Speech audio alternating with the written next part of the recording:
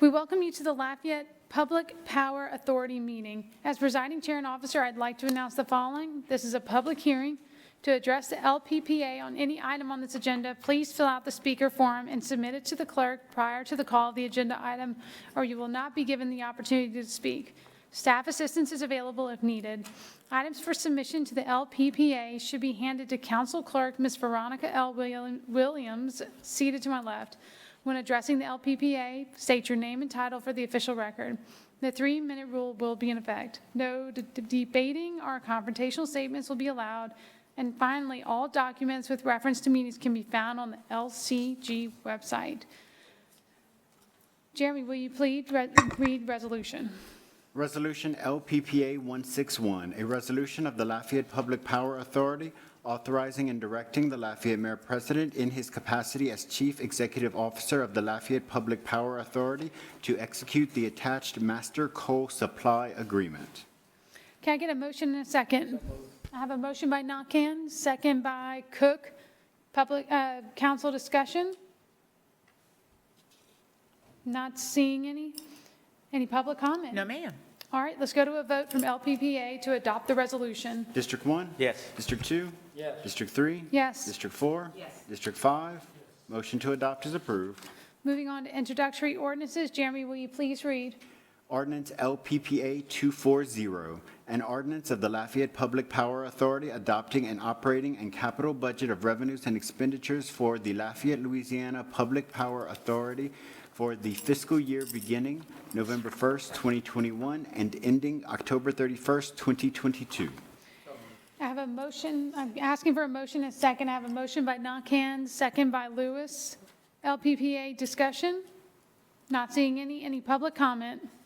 No public comment, but just in accordance with law, there will be a public hearing for citizen input on the budget at a special joint meeting or an LPPA meeting on Tuesday, August 17th in the Council Auditorium, 705 West University, Lafayette, Louisiana. Thank you very much. Call for a vote from LPPA to introduce this ordinance. District 2? Yes. District 3? Yes. District 4? Yes. District 5? Yes. District 1? Yes. Motion to introduce is approved. I'm going to adjourn the LPPA meeting and call to order the regular city council meeting. I'm going to have Councilwoman Cook lead us in prayer and Councilman Nakhan lead us in pledge.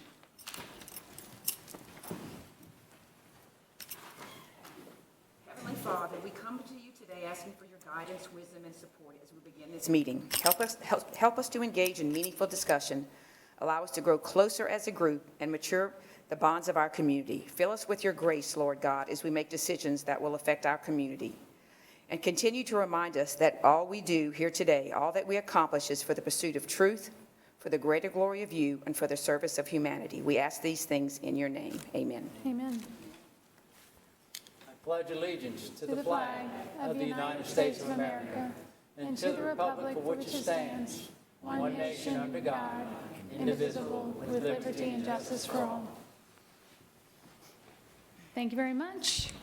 Welcome you to the Lafayette City Council meeting. As presiding officer and chair, I'd like to announce the following. This is a public hearing to address the council on any item on the agenda.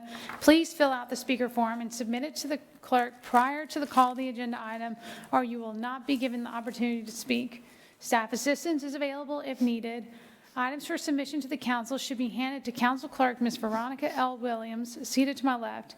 When addressing the council, state your name and title for the official record. The 3-minute rule will be in effect. No debating or confrontational statements will be allowed. And finally, all documents with reference to meetings can be found on the LCG website. Chair announcements. Item number 21, Joint Ordinance 024-2021 regarding changes to the Lafayette Development Code has a proposed amendment by council members Lewis, Lazard, and Gilbo to make multiple adjustments to Exhibit C. Item number 38, introduction to JO-045-2021 regarding the American Rescue Plan Act funds is being deferred indefinitely. The subject matter was addressed by Joint Ordinance -049-2021 during the special joint meeting presiding this meeting, which was before this meeting. I'm going to wish a happy birthday to Councilmember Andy Knockham, which he celebrates today. Yes. What? I didn't even know that. Happy birthday. Thank you. Don't forget Celestina. Yes, I'm getting there. And I want to wish a happy birthday to Celeste Cruz, Council Secretary, which she celebrates today as well. Happy Good day. birthday. It's a good day. And you're both here with us this evening. What a blessing. What a birthday party. What a birthday party. All right. Let them eat cake. Let them eat cake. All right, I don't have any chair announcements. Council announcements. Do we have any council announcements? Not seeing any. Mayor, do you have anything you'd like to add for your report? Oh, sorry. Tonight, by the end of the night, there's three, let's see. Okay, no, there's one. One website that you can find both the 21-22 proposed budget and also the 21 ARPA budget book, which is our website, LafayetteLA.gov, LafayetteLA.gov. Go to Finance and Management and LCG Budget Documents. So LafayetteLA.gov, Finance and Management, LCG Budget Documents, and if that doesn't work, email Jamie Angel 222 times. I'm kidding. Joking. He likes that. That's all I have, Madam Chair. Thank you. Thank you, Mayor. Moving on to resolutions. This is a public hearing. Speaker sheets are available for anyone wishing to address the council. The 3-minute rule does apply. Jeremy, will you please read? City Resolution 10, 2021, a resolution of the Lafayette City Council establishing the rules and order of business for the Lafayette City Council. Can I get a motion and a second? So moved. I have a motion by Councilman Nakhan and a second by Councilman Lazard. Any council discussion? Not seeing any. Any public comment? No, ma'am. All right, let's go to a vote. District 1? Yes. District 2? Yes. District 3? Yes. District 4? Yes. District 5? Yes. Motion to adopt is approved. Moving on to joint resolutions. This is a public hearing. Speaker sheets are available for anyone wishing to address the council. The 3-minute rule does apply. Jeremy, will you please read? On this issue?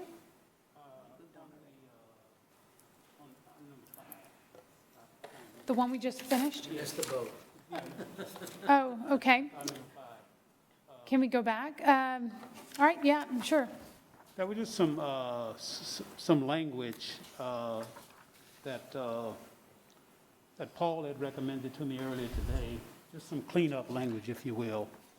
Paul, you mind? Be added to this? You mind the recommendation that you made to me earlier today to? The ones in the markup? Yes, yeah. Well, it's, you want to do them? Yeah, he's live. His mic's on, Does he want to do but you want to do a motion to reconsider? Yeah, we're going to have to do a motion to reconsider because you guys already well, adopted Councilman it. Lazard, you have the votes. Do you Yeah. want to go back? No, it's not to reconsider the vote. It was just, Amend the resolution. yeah, to amend the resolution. But in order to just amend the Yeah. clean up some resolution, you language, have to that's all. reconsider the vote and, Yeah, You want to make an amendment to your resolution? yeah, Okay. yeah. To Okay. our resolution. Or, Yeah. I'm sorry, y'all's resolution. Okay, so we have to do what then, to go back? you have to make a motion to reconsider, wait, let me go back. Reconsider CR 010-2021. All right, make a motion?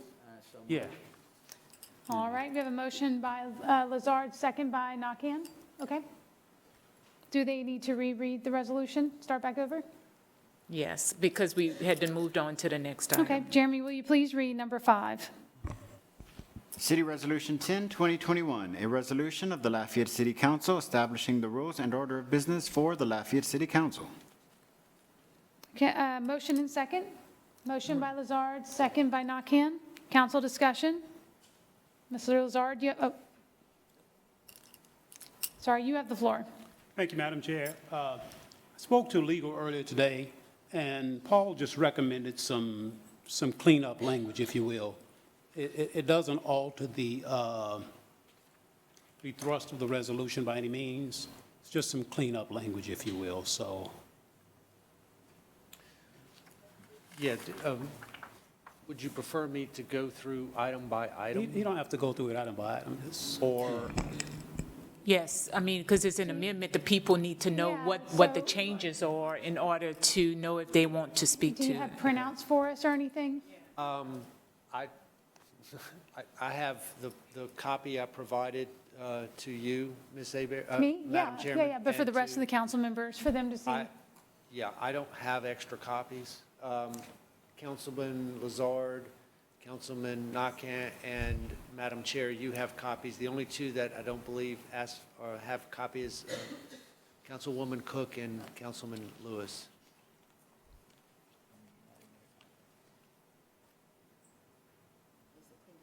Mr. Lazar, do you want to go through the amendments for your fellow, or Yeah, I can do you that. can? and- Okay. And Councilman Lazard, if I miss one, just let me know that it's an item you want to amend. So the first amendment would be in section 3 of the resolution on the third line after the word "the," which follows the, well, let me read it. The third line says, "Emergency and pursuant to the provisions of the charter, comma, the council." The amendment would add the word "city" before council.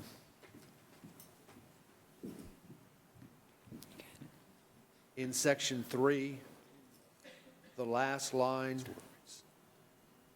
beginning of the sentence that reads "nothing herein contained," should read "nothing contained herein." In section 3, that same last sentence, top of page 2, that starts with "council," should read "council from having a separate meeting for the purpose of conducting such," and "such" should be deleted. Then the sentence continues, "business as is necessary or appropriate to bring before," delete "the body" and the period, and add the phrase "both the city council and the parish council," such that that sentence would now read, "Nothing contained herein shall preclude the city council from having a separate meeting for the purpose of conducting business as is necessary or appropriate to bring before both the city council and the parish council." Section 4, second to last line, after the second word "the," insert the word "city" before "council." Section 4, last line, before the last word of section 4, "council," add the word "city." Section 5, third line, after the third word "each," add the word "city."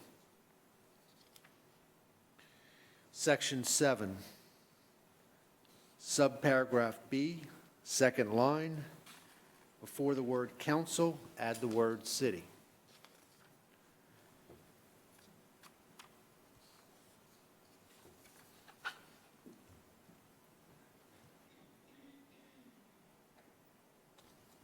Section 7, subparagraph E,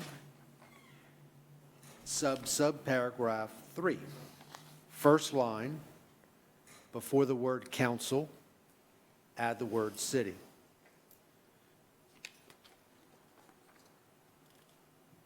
Section 15, first line, after the words "parish council,"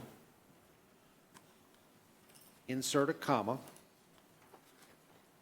Third line of section 15, delete the phrase "there are hereby established," and capitalize the next word, which is "to," TWO.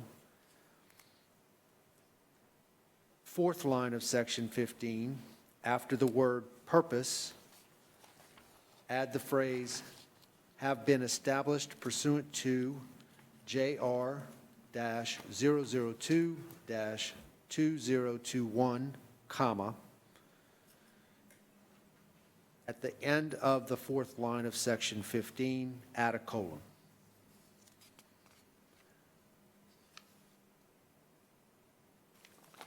Last amendment, or last part of the amendment would be section 16, second line, after the word majority, the phrase set forth between commas would be 3, with a parentheses, the number 3, and a close parentheses, such that it would read affirmative vote of the majority, comma, 3, comma, of the city council. And that's the end of the additions. Okay, and before we get a motion to accept the amendments, I think we made a motion and second to reconsider. We just need to vote now on the reconsideration. Okay, no public comments No, needed ma'am. at this point? Okay. Not that All I- right, let's go to a vote. District 1? Yes. District 2? Yes. District 3? Yes. District 4? Yes. District 5? Yes. Motion to reconsider City Resolution 10, 2021 is approved. Moving on to joint ordinances. Jeremy, will you? Okay, and, I okay, am now that's the motion to reconsider. I Right. think we need to put it back on the floor now, Yes. just as a regular motion. Right. Okay. And then we're gonna, okay, let's just put it back on the floor first to consider that resolution. We need one motion. We need a All right, I need a motion. motion. Mr. Lazard, and second by Nakhan. Council discussion? Public comment? Now, Just covering everything. yeah, I'm covering everything because we've just thrown the rules right out that door. So I just want to make sure. okay, now we need a motion and a second for the amendments. All right, can I get a motion and a second for the amendment? I have a motion by Nakhan, second by Lazard. Council discussion on the amendment? Any public comment on the amendment? Anything else? Okay. No, sir. No, ma'am. All right, let's vote on the amendment. District 1? Yes.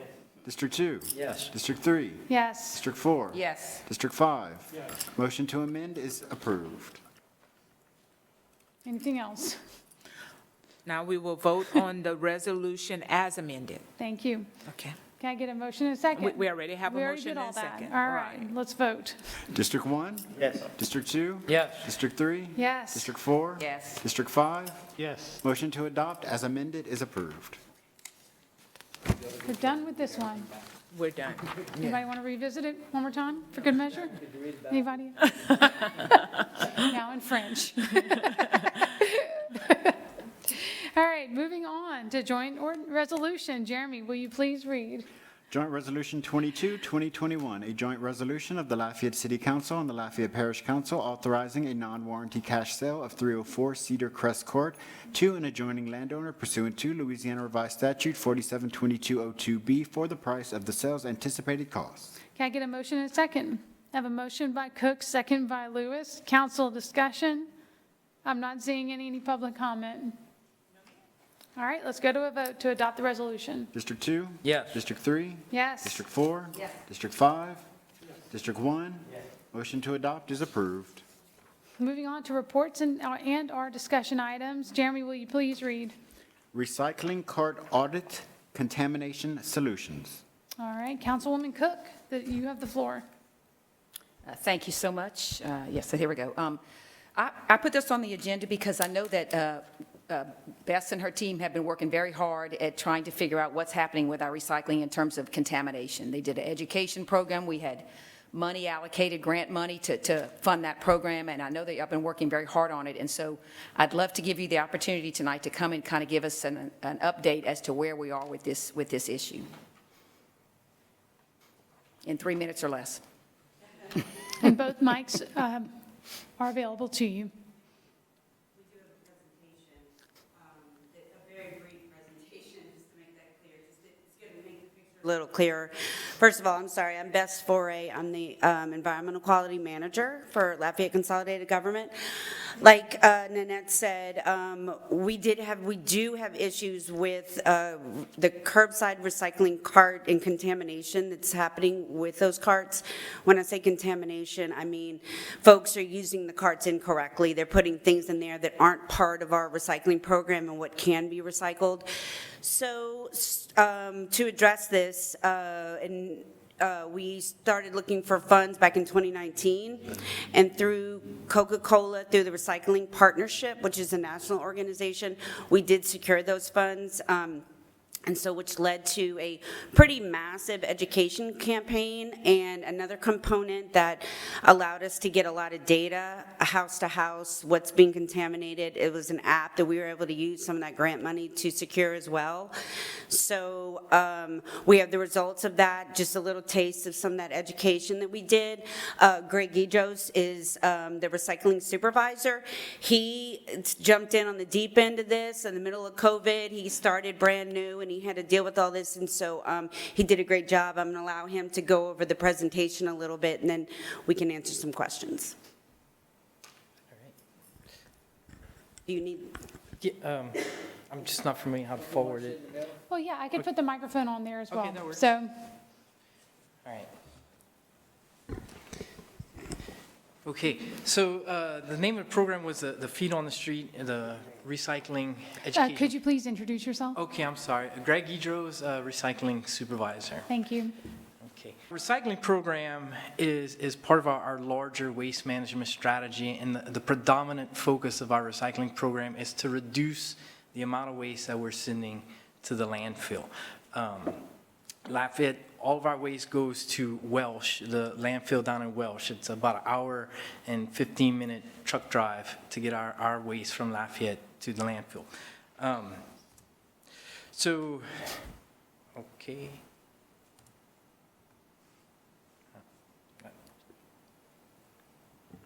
Okay.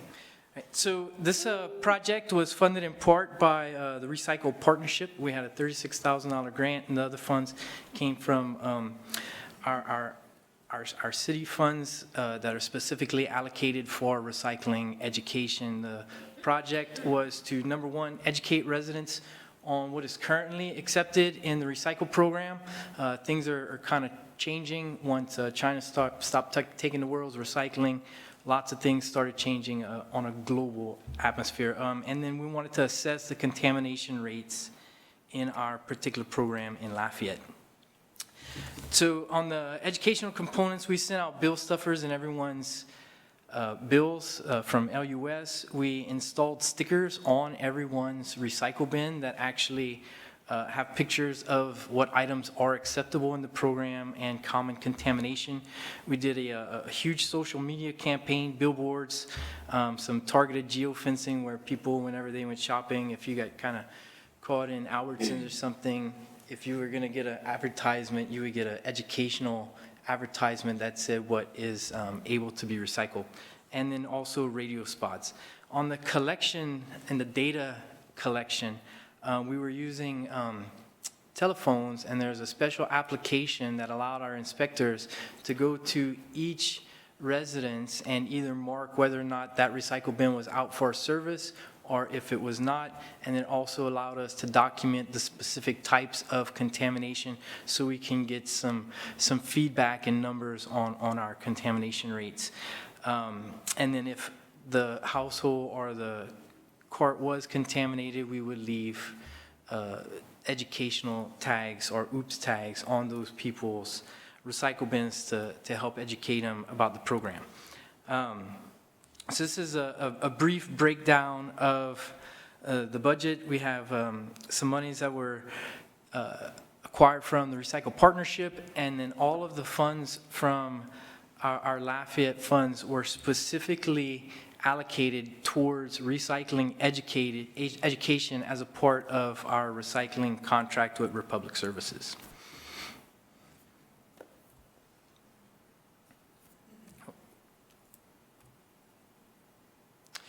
So we started back in October. I'm not going to go over this whole timeline, but basically what we started with was introducing the program through bill stuffers out to all of our residents.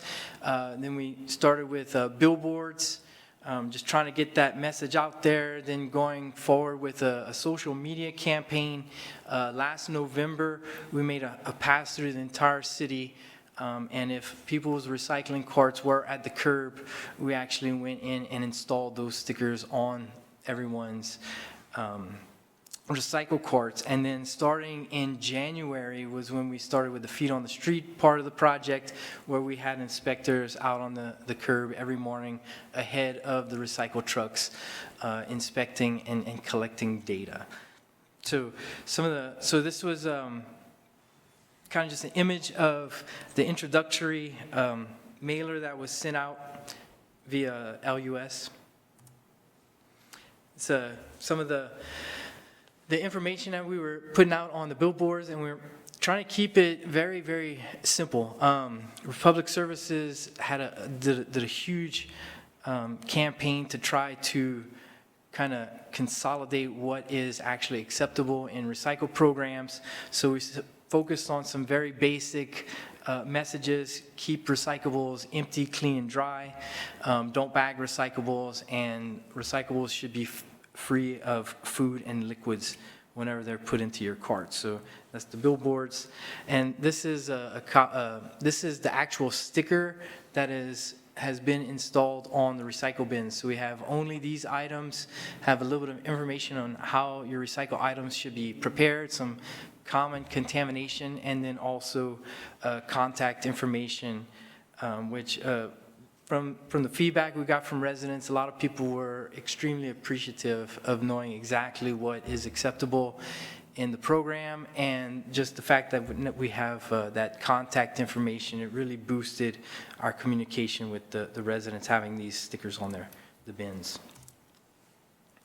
This is some of the geofencing ads, and that's the three concepts that we're focusing on.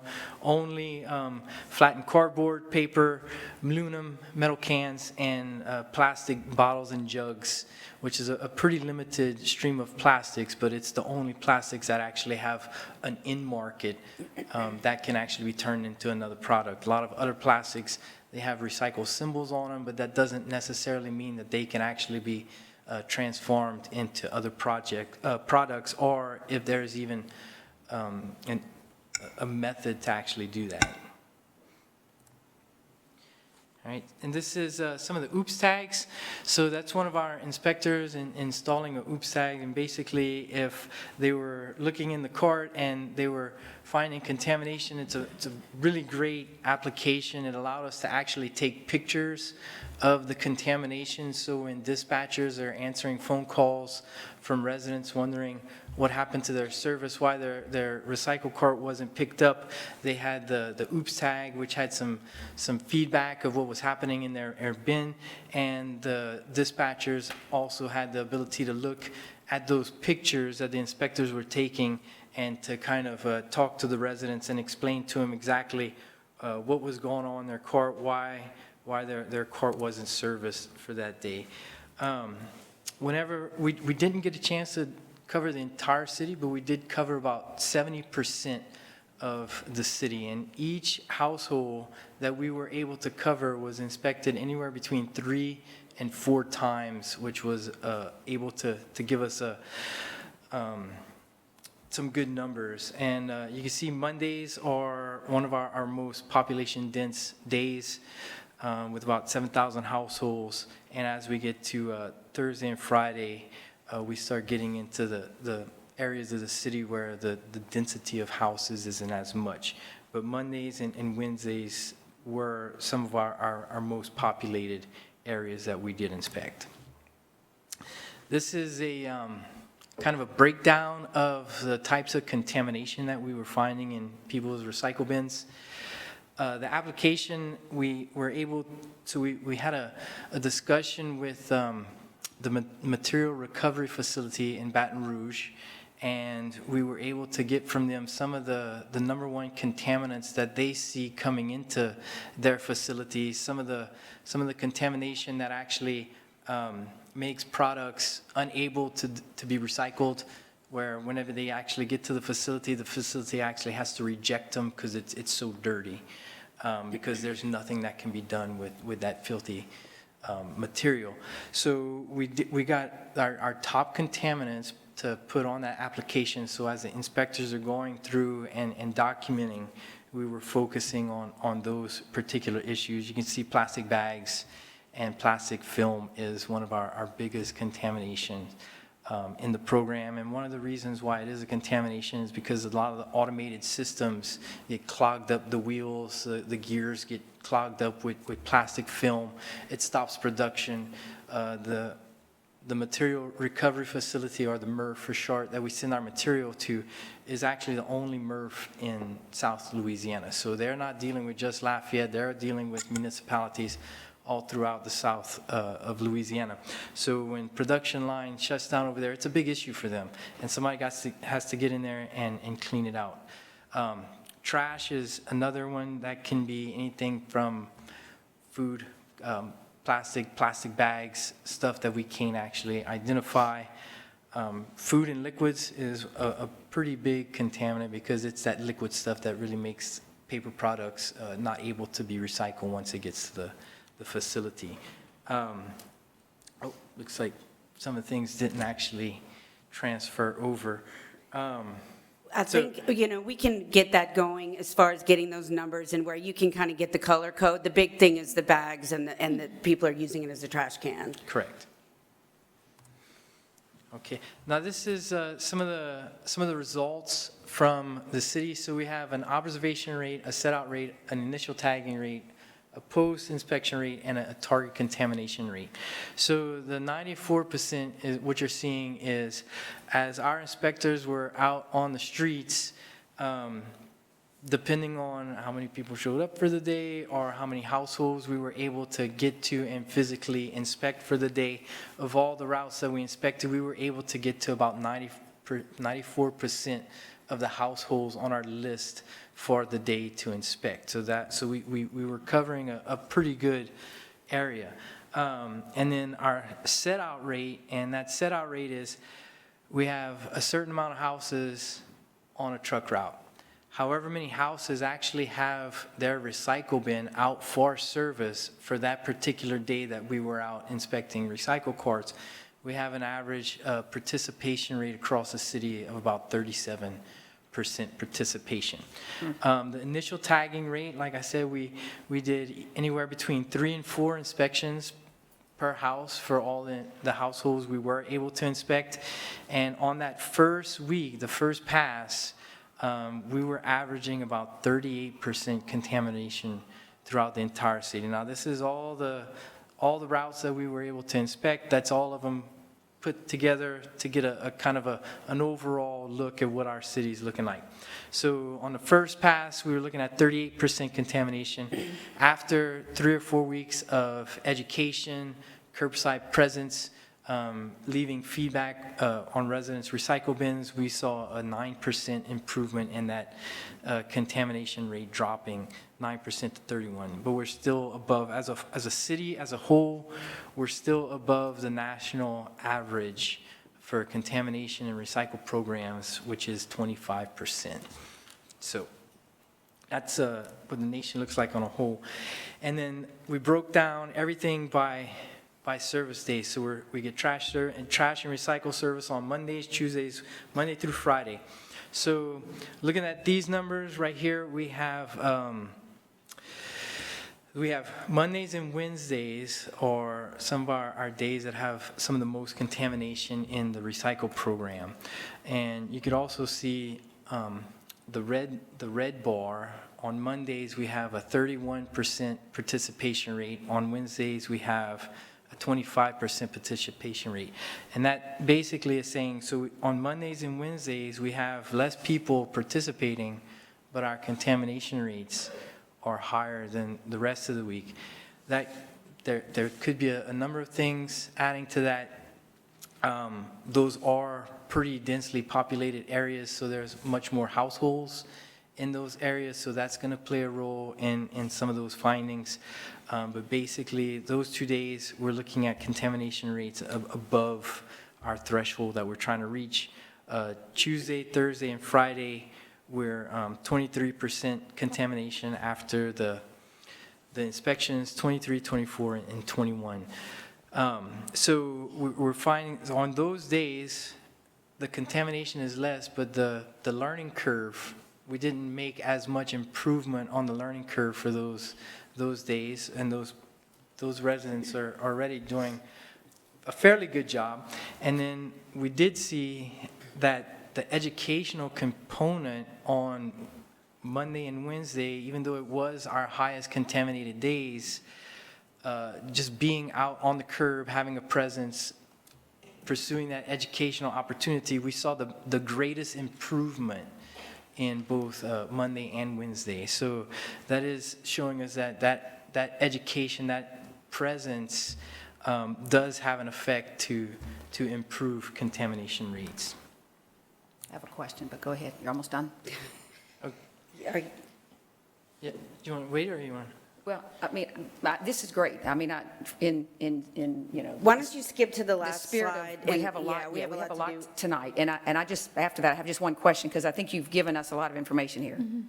Go ahead, I'm sorry. Well, this is the last slide. So these are pretty much the recommendations that we're looking at moving forward.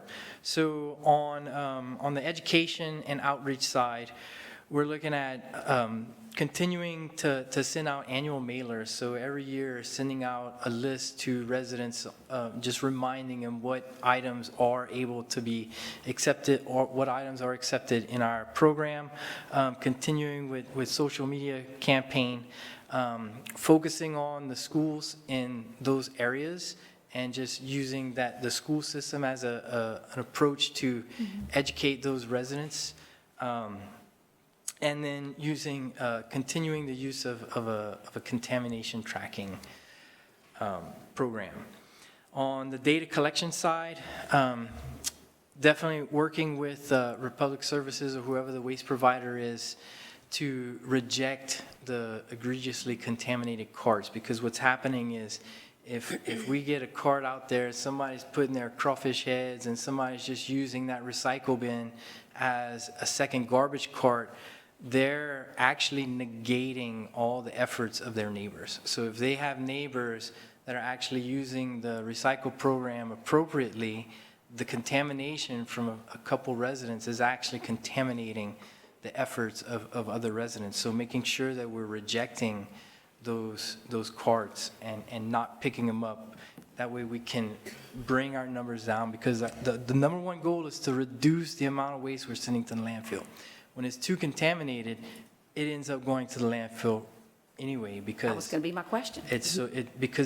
there's nothing that can be done with that material. Okay, that was my question. I have a few questions, but that was one of them. So when it's rejected at the recycling center, because it's contaminated, it goes to the landfill then? That's correct, There's yeah. there's a couple different ways it can be rejected. If it's rejected at the curb, then it doesn't get into the service I truck at all. understand that. I'm just talking about when it gets to the recycling center. That's right. It goes to the landfill. So basically, what we think when we're doing so good with recycling, if just a little bit of contamination, it all ends in our landfill.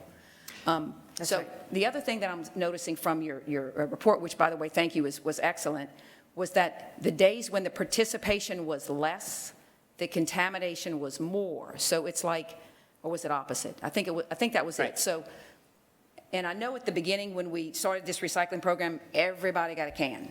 It was not even like, do you want it? Do you want it? No, everybody gets a can. So I guess in looking at the results of the education and education after education, if someone doesn't want to recycle, they got a can, but they're really not interested in recycling, they're going to keep putting that trash in it. So, the solution, a couple of solutions that you're saying is just maybe take that can away and replace it with a garbage can, which, and they choosing, of the services that are given them, they're choosing not to recycle, but they're able to, if they need 2 cans, they can apply for another can, correct? That's right.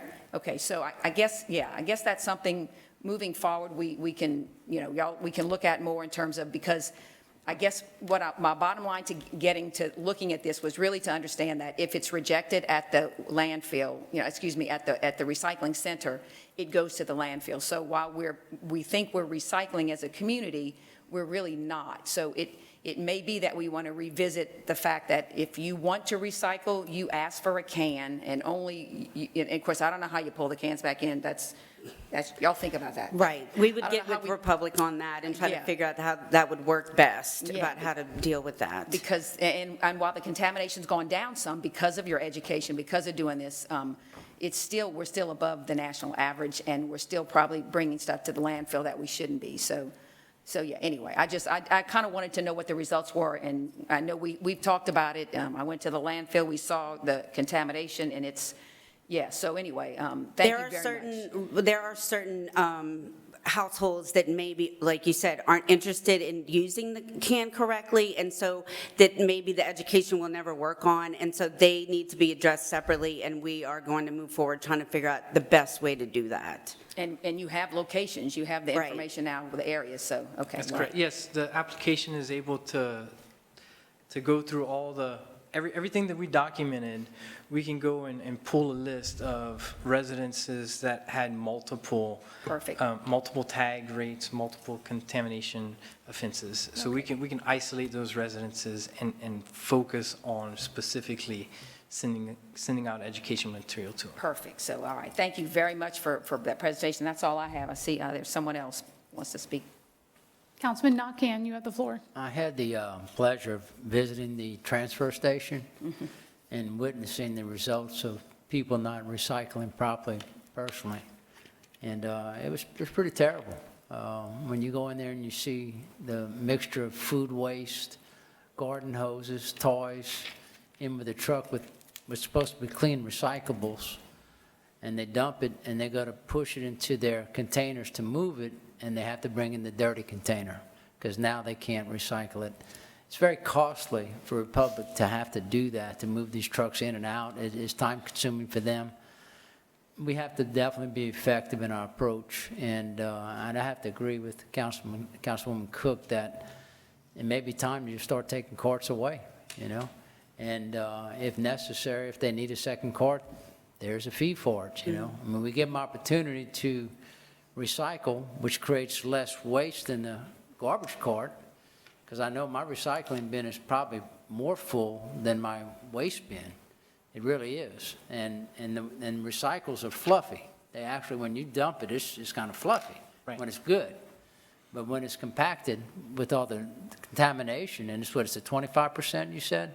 25% is the national average. Average. But I mean, Republic can only collect, what, 15% contamination, I think is what it is in the trucks? Once it hits 15, they got to bring it to Welsh. I think they're maybe their break-even point or their hot money more. Yeah, I don't think it's I think it's 25%. 17. Yeah, I think it's less than 25. So, Yes. I mean, it doesn't take a whole lot. And when you start throwing the liquids in there, that's when it really gets bad. You know, it's bad enough you have the crawfish has those solids, but they bring in the liquids, they bring in the mess.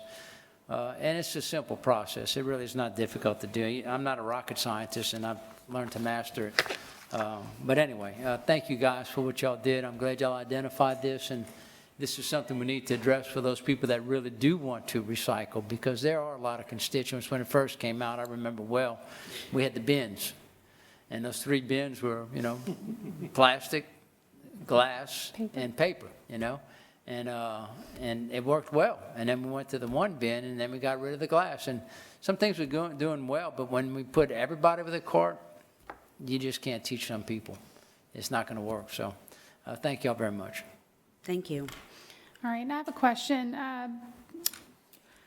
I know we talked about if somebody wants to give up or that we take away their recycling cart, we can give them another trash can. Will there be a cost to receive the new trash can, or will it just be a switch out? Or do we not know that yet? That option is already available. It's in the city contract that Republic Services will pick up to 2 garbage carts per residence without any additional cost. The second garbage cart is a one-time purchase.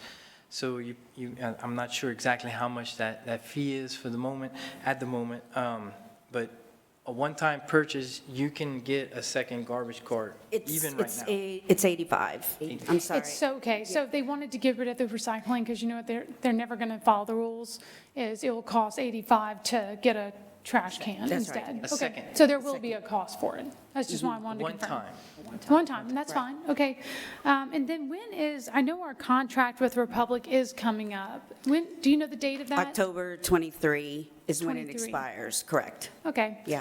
All right, well, perfect. Mayor, I would like to, I just asked when the contract for Republic comes up. I would love to have a council discussion on what we would like to see in the new contract, or RFQ or RFP, whatever we end up putting out there, to kind of talk about what we know our constituents would want, talk about what we can do, revisit that contract. When's the contract up? Do you remember? We just said 2023. 2023? Yeah, I will say this, I think everybody's on board. We will bid this one out. Now, Republic may get it, and I will say this, since Charles and all those guys took over, I've seen as a constituent night and day difference, so really proud of them. Yep. But we do need to bid that, and it'll help us in many, many ways. Yes, so just wanted to put that out there for the record. Okay, sure, and then which council member is not recycling? That's what I want to know. Who's the offender? Call them out now. I'm kidding.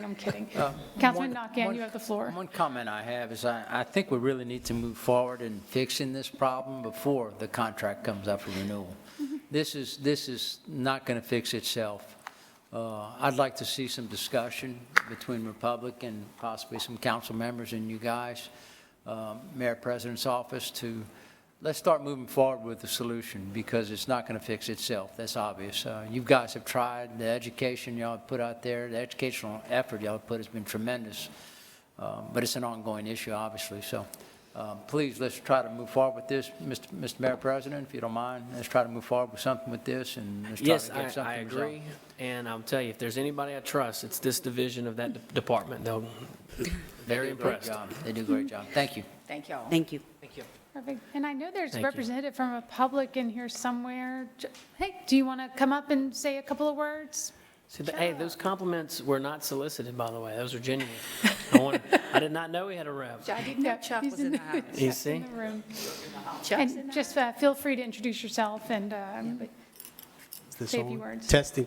Oh, okay. Good evening. I'm Chuck LaGrange. I am the municipal manager for public services. Thank you, Mayor. That is on record. Just kidding, of course. First off, I do want to thank Public Works, Bess and her team for doing this. This has been nothing short but a monumental task. I mean, it's been amazing. We've spent a long time doing this. We were all aware there's a problem. And, you know, some of this is related to the fact that everyone does have a container. We need to reel that back. Those who want to participate should participate. Those that don't want to participate, well, they're messing up the program, quite frankly.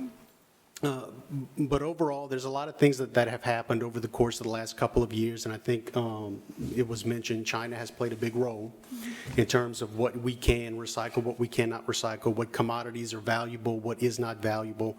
And much like the statistics are showing, that is what we see every day. It does not take a lot of contamination to mess up the good efforts that a whole bunch of people put into recycling. As Mr. Nakhan mentioned, when that truck is going down the road and you got a little bit of garbage in there and you got a lot of liquids, it's just like a paper towel. It is light and fluffy, for lack of a better term, but it will get compressed and contaminated very quickly. So I look forward to digesting more of this data. We definitely do. We want to come back to the table and make sure that we have a sustainable model for recycling moving forward, because whether it's Republic or someone else that takes over services for the city, we can't keep doing the same thing the same way. And so I think it's appropriate to make some adjustments and make sure that we have a sustainable program moving forward. I also want to thank all the members of council, those who have been on this journey since I've been with Republic, that have kind of seen this and walked with us down the road of getting to this point. I definitely want to thank you for your efforts. And that's all I've got, unless you guys have some questions for me. I'm not seeing any. And I know the mayor commended Chuck.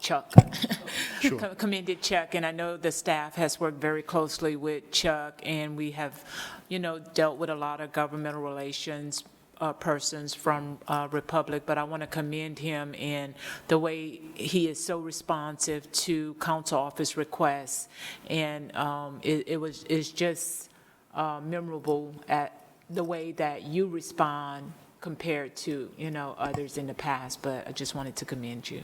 I appreciate that. Thank you very much. Thank you. Councilman Nakhan, you had something you'd like to say? I'd just like to echo those comments there, Chuck. I really do appreciate your efforts and your consideration, and you stick to it. You really do. I mean, you just don't give up, and you get it done. You accomplish a lot of things that normally used to take 3 and 4 days, is done overnight practically. I've never had you not respond to an email or phone call, And I know my constituents appreciated that, because, I mean, I was getting pats on the back, and I said, it ain't me. And I said, that's Chuck LaGrange, that's the man. But thank you so much, and it's just been a tremendous relationship over these years. I appreciate it. Thank you very much. Thank Thanks, you. guys. Thank you. Appreciate it. All right, anything else, Councilwoman Cook? Oh, no, turn me off. You have the floor. Do you have anything else? No, I'm done. Nope, you're good. All right, Jeremy, moving on. Next, will you please read? LUS Director Selection Committee. I just put this on the agenda at the request of the mayor.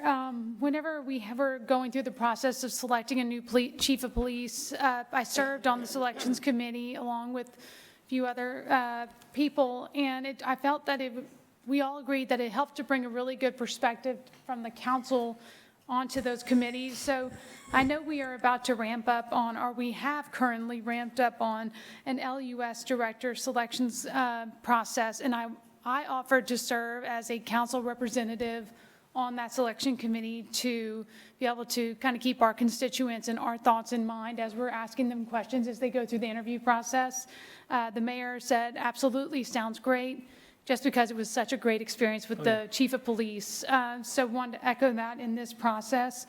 I attempted to try and speak to most of you to kind of explain that. In my mind, I saw it just as I did with the chief of police. I will reach out to each of you to find out your concerns, what questions you want to hear in the interview process, and I'll echo that and get that back to you, and any concerns your constituents have about LUS, future LUS director. So this is more of a formality. We don't need a vote on it, but I just simply wanted to put it up for the record that I'll serve on the selections committee. So unless anyone just absolutely objects to it, but I don't think anyone does. So this is more, oh, go ahead. We're allowed to. Oh, here. So go ahead, into the microphone. Up. All right, apparently people object. Let's hear it. Councilman Lazard. I don't object to it. I was just going to say that since this is really the only director's position that the city council has a direct involvement with, that the city council should have two representatives on the committee. Well, first of all, has any decision been made as to what the structure of the committee is going to be? So, I'll no. bring them, oh, your mic's on. Okay, Yeah, go ahead. Thank you, Madam Chair. So on August 3rd, I was going to make a request. I thought I already did, so I apologize. I'll do it on the record. August 3rd, I'd like to bring in our search firm. So, remember, we're doing a national search. So I'd like to bring in the search firm on August 3rd, with your permission, Madam Chair, just to brief the council, answer any questions that you have. They can tell you their qualifications, what their experience has been, and what their recommendation as far as what kind of process we want to follow. You are correct, though. This is an appointment that I would have to nominate. Our charter requires me to nominate this director and then approval by the city council.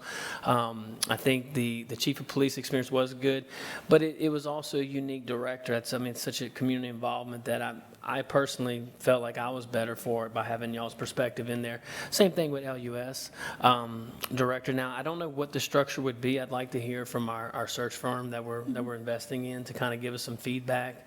With the police chief search, for example, my direction for the committee, the search committee, was very simple. Give me 3 to 5 qualified people. I'll make the decision from there. Because at that point, if you give us 3 to 5 qualified individuals, it's more just a personality. It's where do we fit within the overall organization and who can achieve the goals of the government. So LUS, little different though, but I think we all want a fair and unbiased approach, and I think this search firm will help us get there. But this would be more of technically an interview committee as opposed to a search committee. Yeah. What we call it doesn't matter. But I'd like to hear their feedback. But with your permission, I'll put them on the agenda. Sure, for the 3rd. absolutely. Veronica, did you get that? August 3rd, Thank you. LUS That's- Selections Committee? Either discussion item or executive report, whatever you choose. Okay, Oh, it's a presentation, so, yeah, wherever you want. So we won't, presentation. I'm sorry, go ahead. Go. So we won't know until then what the structure is going to be going forward? Is that what I'm- And I don't want to make false promises. I may not have it developed by then, but I would definitely like to hear their recommendations. And this firm was highly recommended from LUS's engineer of record, so I take their input very seriously. This hasn't been done before, to my knowledge, an LUS director being chosen in this fashion, but I'm open to it. I invite y'all's input in the decision that I have to make, and ultimately you get to approve or not approve that recommendation or that nomination. So does anybody have any opposition to there being two city council members on the committee? I'm open to it, but I'm not ready to commit to that just yet, but I am open to it. Well, okay, well, that being the case, I was going to ask that I be second member from the city council on the committee, since I don't currently serve on any other committees. Okay. And Sure. Anything else? that's it. Okay.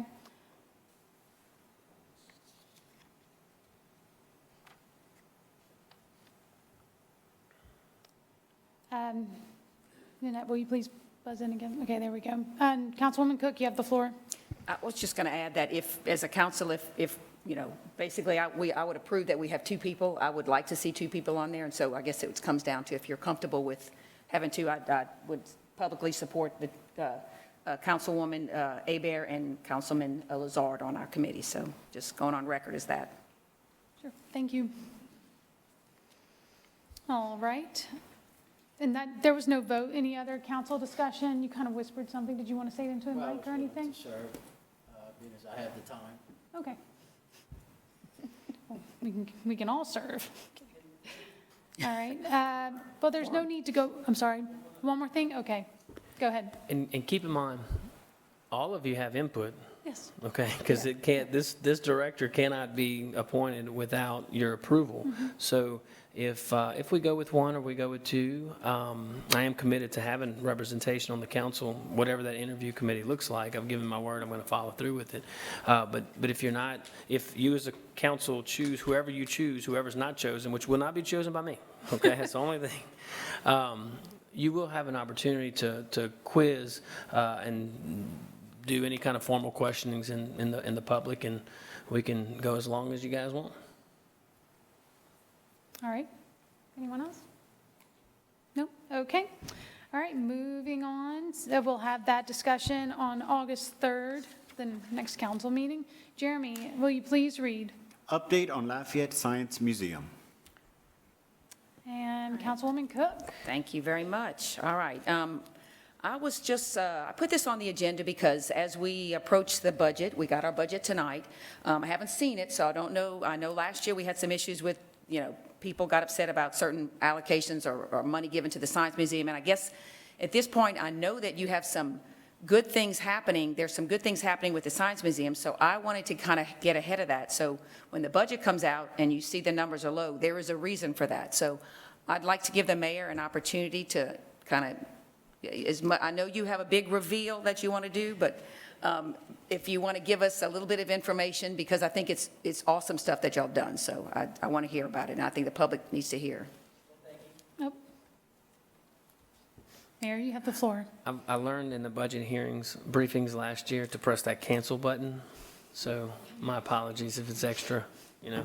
Won't work out. You're very kind, Councilwoman Cook. I appreciate you. You've also participated in this process, so I appreciate your help. Appreciate UL, Lafayette, my alma mater. So, yeah, look, we'll have more information to reveal, but this is exciting, man. This is, in the past, that particular investment cost the taxpayers over $1 million a year. And, you know, we always support the mission. Last year's fiscal emergency and financial situation looked a lot different than this year, okay, and we're very thankful for that. But that doesn't mean that we should be complacent in our decision making. We have to continue to make fiscally responsible decisions based, you know, on behalf of our taxpayers. So, look, we're going to have a good big reveal. We are looking to partner with the University of Louisiana and Lafayette to get that public-public partnership, but we'll provide the details here within the next 5 to 10 weeks. You will notice that the budget, proposed budget is lower than the past. In principle, what we're looking at is a 5-year agreement where the City of Lafayette would pay $300,000 year one plus utilities, 200,000 year 2 plus utilities. Year 3 would be 100,000 plus utilities. Year 4 would be just the utilities. In year 5, the university, our partner, would then take over operations. But so that's a win from a financial standpoint. But I think the bigger win for our city is the product that we're going to get. So the taxpayers are going to be, quite frankly, the burden will be lifted in year 5. So that's really great. The taxpayers, the city of Lafayette, the citizens of the city of Lafayette still own the building through this agreement. But the services that will be provided at the Science Museum, I mean, it's going to be night and day. And Hollis Conway, I'm here, I didn't even see you there, I'm sorry. So when the Science Museum fell under his former department, he was instrumental also in getting our partners over there at UL Lafayette to the table, and just so thankful for him. So it hasn't been finalized yet. One point of clarification, if the agreement is signed before the fiscal year, I would come to the councils to amend fiscal year 2021 to go ahead and fund that contract, and that would end up us amending years 21, 22 as well. But this is a small, tiny point of clarification. Good problem to have. Yes. That's it. That's it. Okay, well, thank you. No, I am very excited about it, and I'm excited that the future of the museum looks bright in terms of staying open. I mean, I think there was some, while we were hoping it would always stay open, I think we now, with the university, I mean, they have the resources with the science departments, they have the resources with their hospitality department to do something in the museum. Again, they have students, student engagement that can be involved in this. So I really feel like it's a win-win, and I see Kevin in the back, and thank you for everything you are doing there. And, and I know you've worked with UL also in the past, so basically, hopefully this collaboration will work, for everyone. So again, I want to thank Hollis for all your work with this. Mayor President, thank you very much for this, and I do look forward to having the big reveal and all the information about it. I can't wait. So I kind of spilled the beans, but it's okay. No, that's all right. We'll still have. Y'all don't tell Claire and Andrew. Y'all not. This isn't on TV, is it? Okay. No. Yeah. Let's keep this under wraps for right now. But anyway, thank you. All right, that's it. I'm gonna have to up my game when we do the actual announcement. All right. Thank you very much. Jeremy, will you please read number 10? Update proposed departmental reorganization. Councilman Lazard, you have the floor. Let me begin by saying that this issue has nothing to do with the merits of the proposed reorganization, okay? Nothing to do with the merits. It has to do with the process. And I guess my question is, why wasn't this brought before the council for a vote? So I would defer to legal. If Mike, if you could come up, please. Thank you. Sure. Michael Abear, Assistant City Parish Attorney. I think the answer to the question begins and ends with Section 417 of the Charter dealing with administrative reorganization. Yeah. And the relevant sections, forgive me for just reading, but it's not very long. The mayor president may propose to the council the creation, change, alteration, consolidation, or abolition of city parish departments, offices, and agencies, and/or the reallocation of the functions, powers, duties, and responsibilities of such departments, offices, or agencies, including those provided for in this charter. Upon receipt of the mayor president's proposed plan of reorganization, the presiding officer of the council shall cause to be introduced an ordinance to implement the proposed reorganization plan. The ordinance shall follow the same procedure as provided in the section on ordinances in general of this charter. The reorganization plan submitted by the mayor president shall become effective if the council fails to act on the proposed reorganization within 60 days of its submission to the council. And the section goes on to talk about something irrelevant with regard to civil service. Yeah. So in this instance, the information that was presented to me was that on May the 7th, the mayor president transmitted to the council members and to council staff an email with a narrative description of a proposal to reorganize the departments of community development and parks and recreation. I think I've got them right. In looking at the attachments to the email, it contained a narrative description of the proposal. It contained a revised manning table. It contained revised organizational charts and a proposed budgetary revision.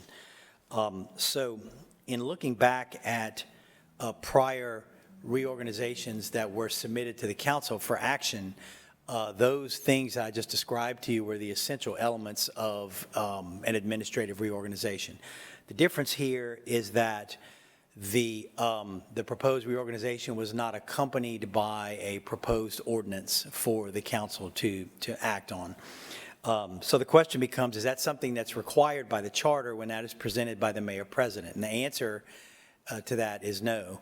I just read you the charter requirements.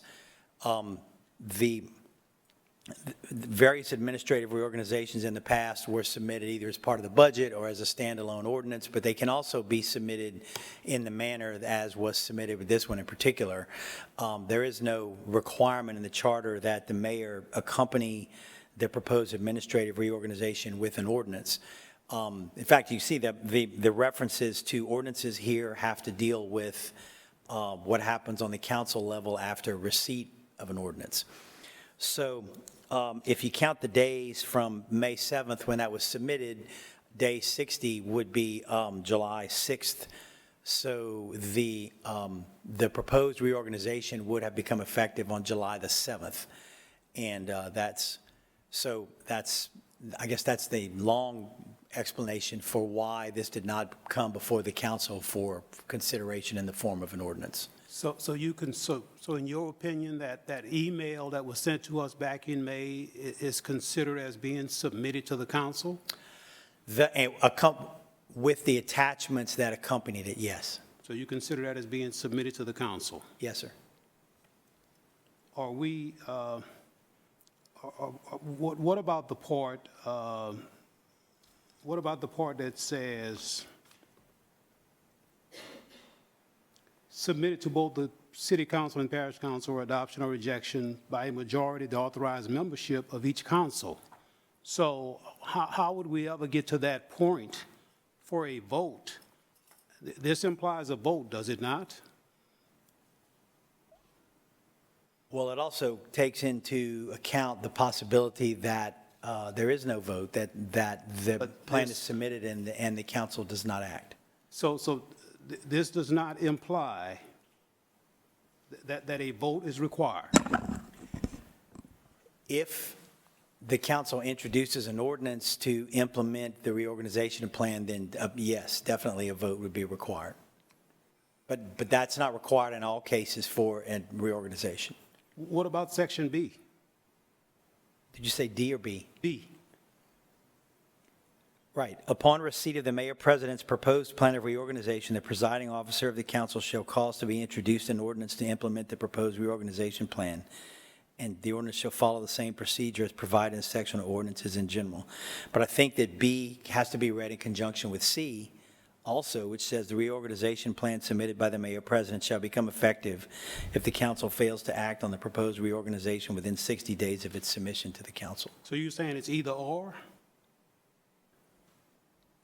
Saying that when the reorganization plan gets submitted to the council, a 60-day clock starts, and the council may put on its agenda an ordinance to consider the reorganization plan, or if the council does not, then the reorganization plan submitted will become effective of its own accord after 60 days. This is very problematic to me. And the reason it's problematic to me is because it, first of all, an email to me is not the definition of submitted to the council. Submitted to the council to me means going through the process that we normally go through, where the administration sends down a written request or a memo or whatever, however it's normally done. B, you can explain how it's normally done, you or Jeremy, how it's normally done. I think this is very problematic for me.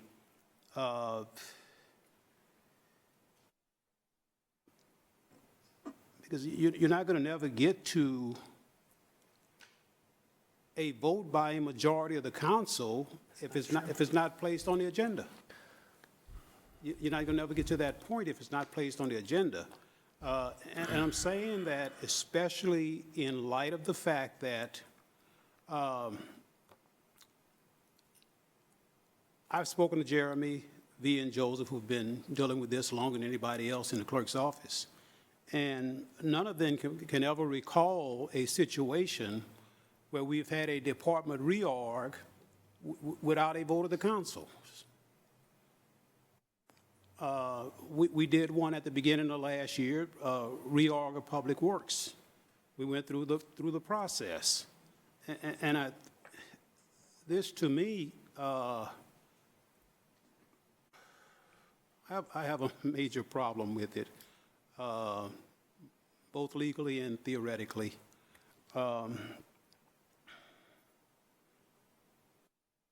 The chair of the city council and a parish council or both, as the case may be, shall cause to be introduced an ordinance to implement the proposed reorganization plan. This doesn't speak in the alternative of the council introducing an ordinance or 60 days lapsing.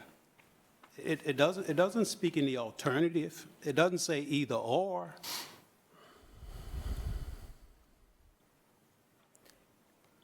I'm not sure I follow exactly where you're going. There are two possibilities for an administrative reorganization, but they both start with the submission to the council by the mayor-president of a proposed plan. And that's my point. That's my point. It was never submitted to the council. Well, I understand that you're saying that you don't believe that that was a submission, but there's nothing in the charter that governs the form of the submission. The information that was provided to me, I'm looking at the May 7th email, was addressed to, so I can pull it in front of me here. I'm familiar with the email. We got the email. I'm not denying we didn't get the email. We got the email. Yeah, none of us aren't denying that we got the email. We got the email. But I'm talking about the way things are historically and how this historically and traditionally has been done. I understand. The way it was done with Public Works. And let me give you a correlation also, Mike. If we, going back to sometime last year, there was I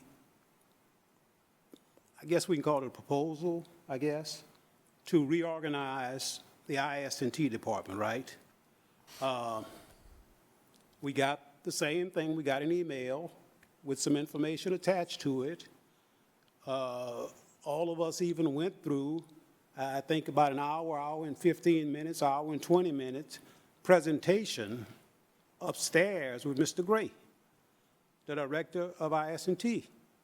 So, and nothing happened. Nothing was submitted. I guess the administration decided, for whatever reason, not to go through with it, not to proceed with it.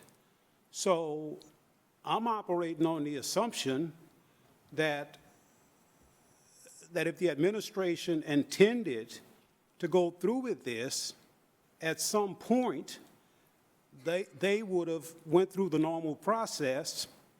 And V, can you explain what that normal process is when the administration wants something placed on the agenda?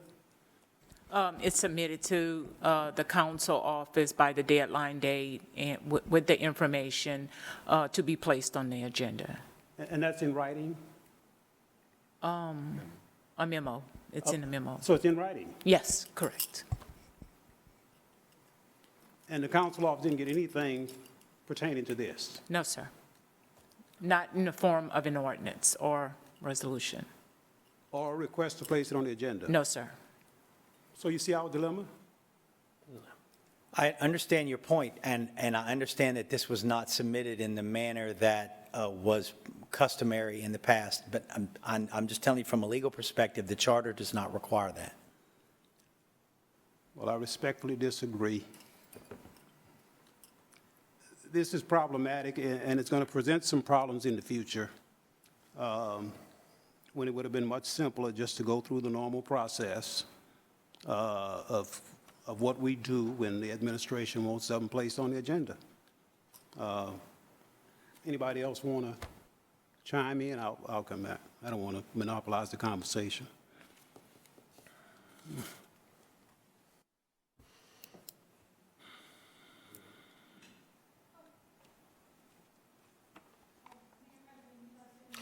Yeah, that's okay. No, that's all right. Maybe some thoughts to possibly help the discussion. So in the Public Works reorganization, keep in mind, I introduced that in transition. I didn't even know you guys. I'm glad I know you now, all right? And I felt that that was the most efficient way. I had a vision, and that was the most efficient way to accomplish that. You are right about the preliminary thoughts of a reorganization of ISNT. We had, in accordance with public laws and everything, no more than 2 council members at a time. We did those briefings upstairs. Got a lot of good feedback from the council. Thought about it, wasn't a good idea, or maybe put it on the shelf and address it later. So we didn't propose it. It didn't go forward. In this reorg, my transition team actually, when I was going back to look at notes, they recommended this, which I'm thankful for. It helped out. I've talked to several council members about it. Anyone that's been interested in it, and we definitely talked about it. When I went to legal, I said, okay, because I'd forgot, how do we do this reorg stuff again? And got the options. I said, okay, well, the administrative reorg, send it out to everybody, and if you have any objections, voice your objections. But now, Mike, let me know though, no one objected, but correct me if I'm wrong. If the council would have objected, and to get to that majority vote, there are procedural vehicles to my knowledge, and you may have referenced some of them. Perhaps a resolution would express the will of the council, which would require a majority vote. Even an ordinance, to prohibit such a reorganization. The ordinance could be put on the agenda to vote it down. Sure. So there are procedural vehicles once notice is given that the council could formally object. So, I just want to make sure. So you saying the burden is on the council? Is that what I'm hearing? Well, I would argue that Subsection B says, upon receipt of the mayor president's proposed plan of reorganization submitted in accordance with subsection A of this section, the chair of the city council and/or the parish council, or both, as the case may be, shall cause to be introduced an ordinance to implement the proposed reorganization plan. Yeah, and the implications of this discussion is that we tried to do something tricky or hiding. No, not at all. Okay. That's an assumption that you're making, a wrong assumption. I'll withdraw that assumption. Because in fact, I had a conversation with the CAO, and so we cleared that up. That's not what this is about, okay? And you shouldn't make that assumption. I had a conversation with the CAO, and I specifically said that that's not what I'm implying by this. By no means. It's just a matter of following what I consider to be proper procedure, that's all. And I started out the conversation by saying this is not about the merits of the proposal, okay? Just the process. And like I said, and my point of reference is 2 things. One, the Public Works reorg and the process we went through, with it being formally submitted to the council, and being placed on the agenda, having a discussion, public input, and a vote. So like I said, I was of the assumption, I didn't express any opposition to it, to the administration, because I was waiting for it to appear on an agenda. And not that I would have opposed it then, I think there was some merits to it. So I didn't think it was necessary for me to schedule an appointment with the administration to discuss it when I assumed at some point it was going to be placed on an agenda, and that's when a discussion would have been held. I think it would be problematic if what we did violated the charter, but because it didn't, I think everybody may have learned. I don't know every single thing in the charter, and when I don't know, I ask, just like with this reorganization. But the truth is, between 10 council members, no one unofficially, informally, and you've alluded to that, and I appreciate the candor, has objected to the merits of this. So now, if no one objected, that's great. No one formally objected, and the charter wasn't violated. So going forward, I think everybody may have learned. I know I learned a lot through this process, but Well- I respect each of you. Every time look, if I stopped what I was doing and called y'all and told you every time I learned something, y'all wouldn't get any work done, because I learned something new every day. Well, it's subject to interpretation as to whether or not the charter was violated or not, because like I said, I guess that depends on. It's crystal clear. No, it's not crystal clear to me. What's crystal clear to me is that the charter specifically states, that's what's crystal clear to me. You know, there's no gray area there. I'll defer to anybody else, if anybody else want to chime in. Yes, thank you. Mike, I just have a quick question right here. Sure.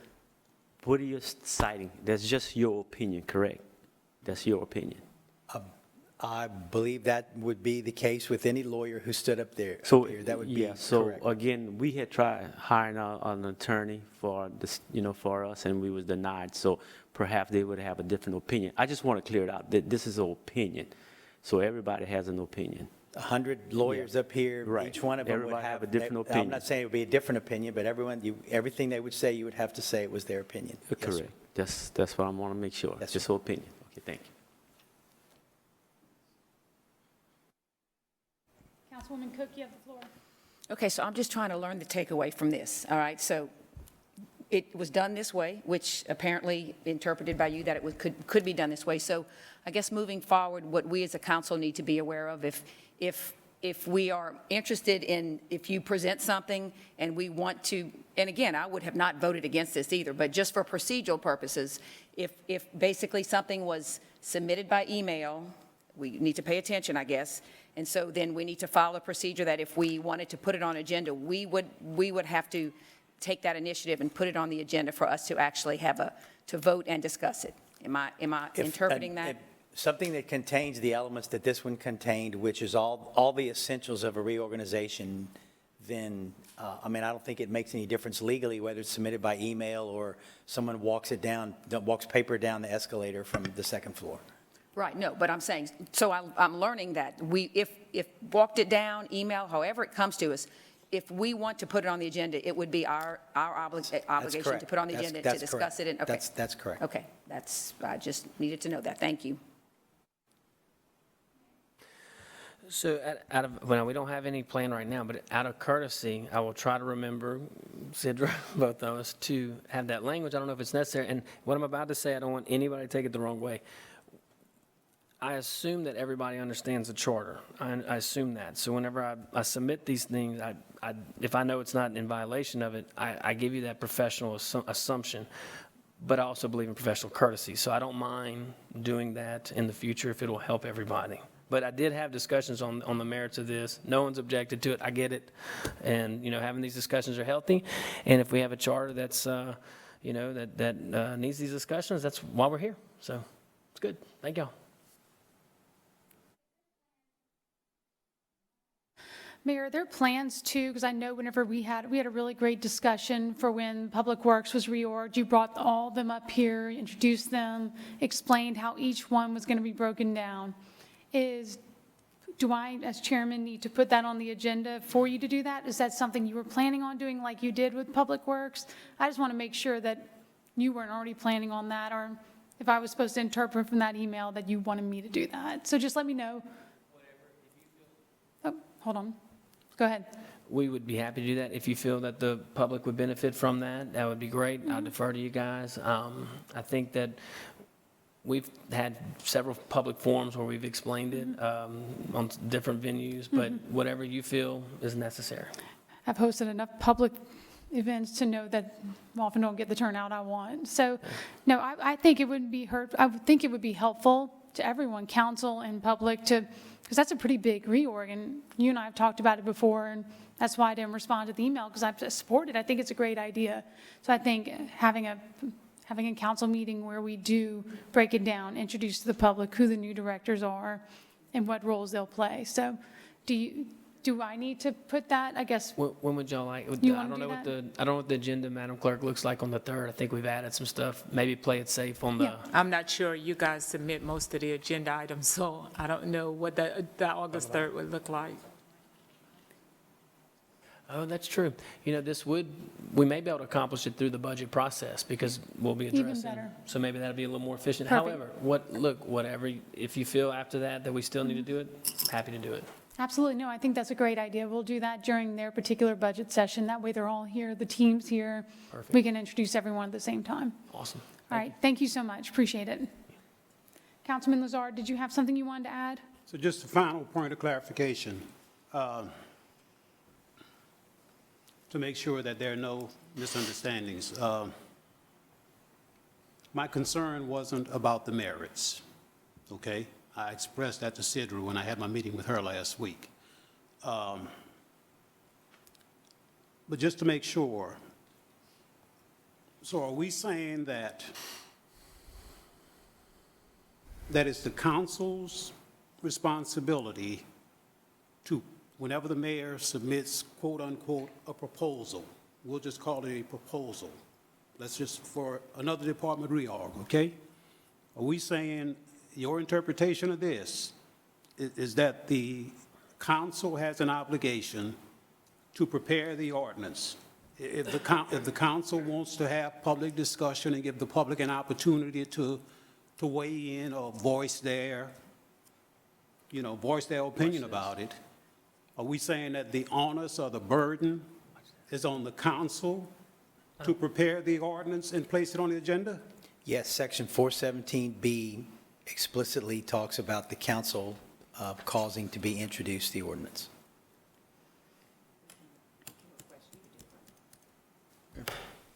Okay. Thanks. Mayor? I just thought of something that might be helpful. In the event that this happened, let's say in day 61 occurred, even in this own reorganization, the great thing about our charter is it gives this legislative body the ability to introduce ordinances even after day 60, correct me if I'm wrong. They can provide. Undo it. Yeah, they can, right now, Councilman Lazar could introduce an ordinance within the time delays to undo the reorganization. So it's not a forfeited power. True, correct.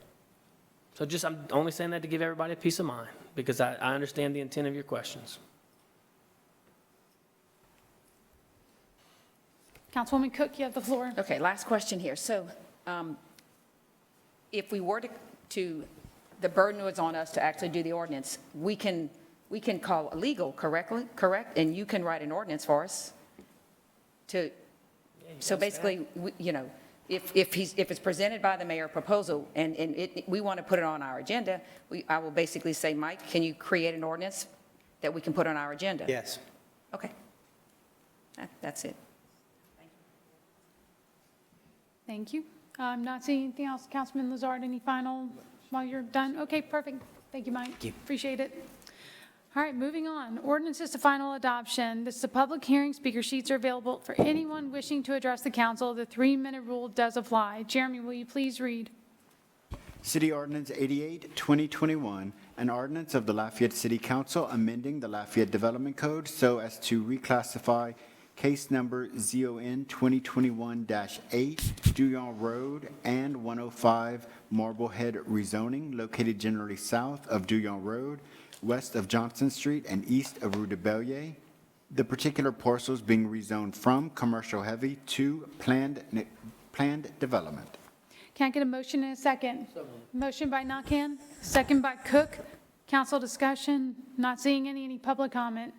We do have 2 speakers signed in, Kirby Pico and Dean Bryson. Good evening. I'm Dean Bryson with Bearing Point Properties. We're a housing developer from Baton Rouge. I'm also here with Kirby Pico. He's our local architectural representation.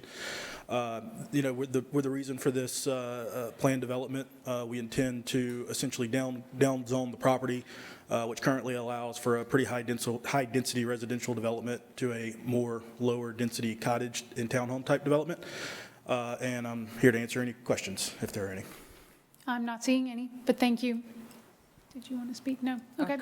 All right. Any other public comment? Okay. No, ma'am. Call for a vote for the council to adopt the ordinance. District 3? Yes. District 4? Yes. District 5? Yes. District 1? Yes. District 2? Yes. Motion to adopt is approved.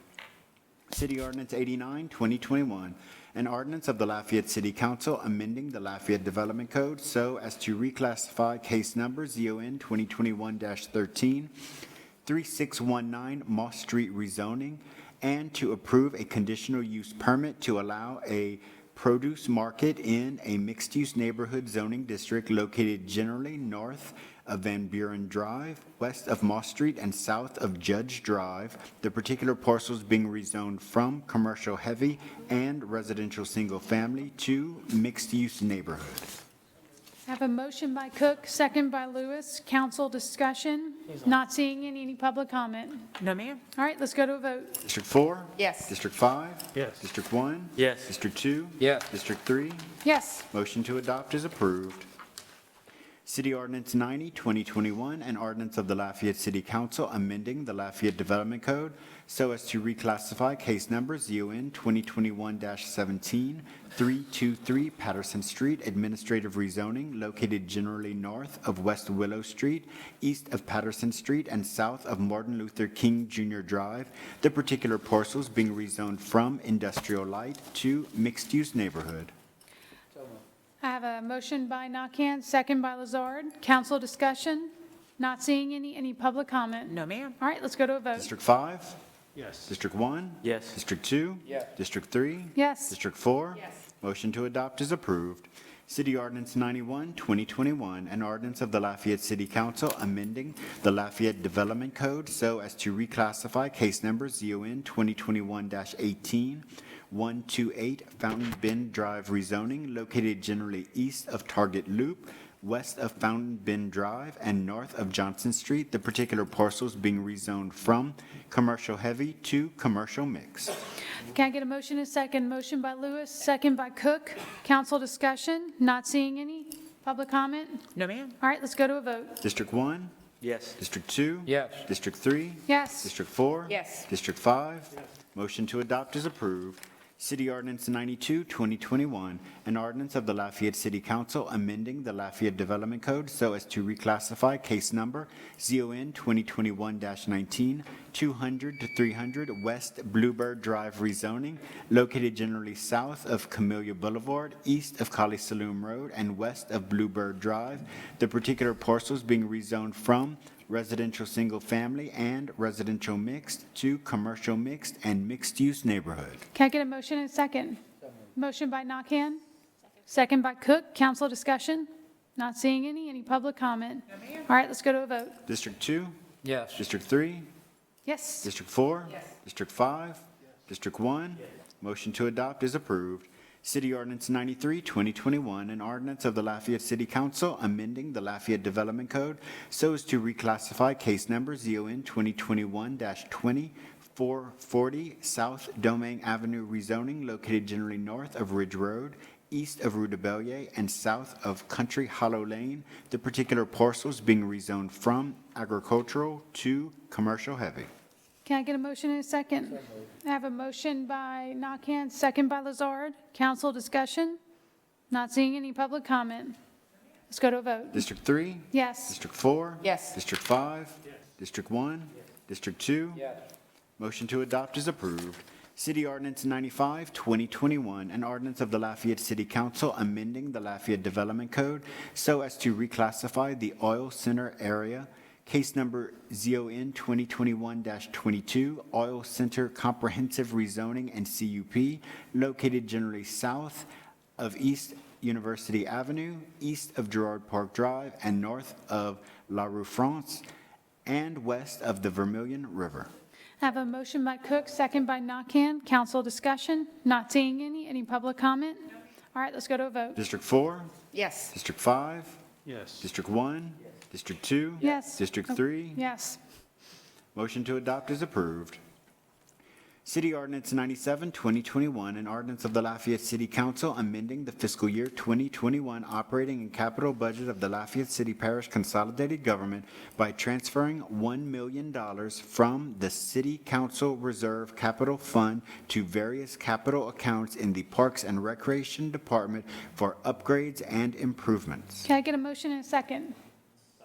I have a motion by Nakhan, second by Lewis. Council discussion. Councilwoman Cook, you have the floor. Yes, I just have a question on this one. Just if we could get a list of the recreation center improvements, it's like half of it is going to that. Can we get a list of what those improvements are? Because I know we've probably talked about them, but I just would like to see them again. I've forgotten. Yes, certainly. Just generally speaking, we don't have a list just yet. We're working to compile them based on essentially, priorities, what needs to get done first. As you might have seen in the ARPA proposed budget, we're also proposing some upgrades there. So we don't have anything formal just yet, but we will certainly come to you when we are ready to start spending down those dollars. Okay, perfect. Thank you. Thank you. Is that all, Council? I'm sorry. Hold on one second. Sidra, do you mind? Thank you. Just a point Councilman of Narcan. clarification. Is this strictly for rec centers, or is it for general use throughout the parks? I mean, Councilwoman Cook mentioned rec centers only. There's actually multiple expenditures that we were planning on using. It's detailed out, I believe, if not in the ordinance, on the cover letter, and I'm sorry I didn't bring it, but Fine. I think there's 5 things that we were planning on spending the dollars on. Rec centers. The field.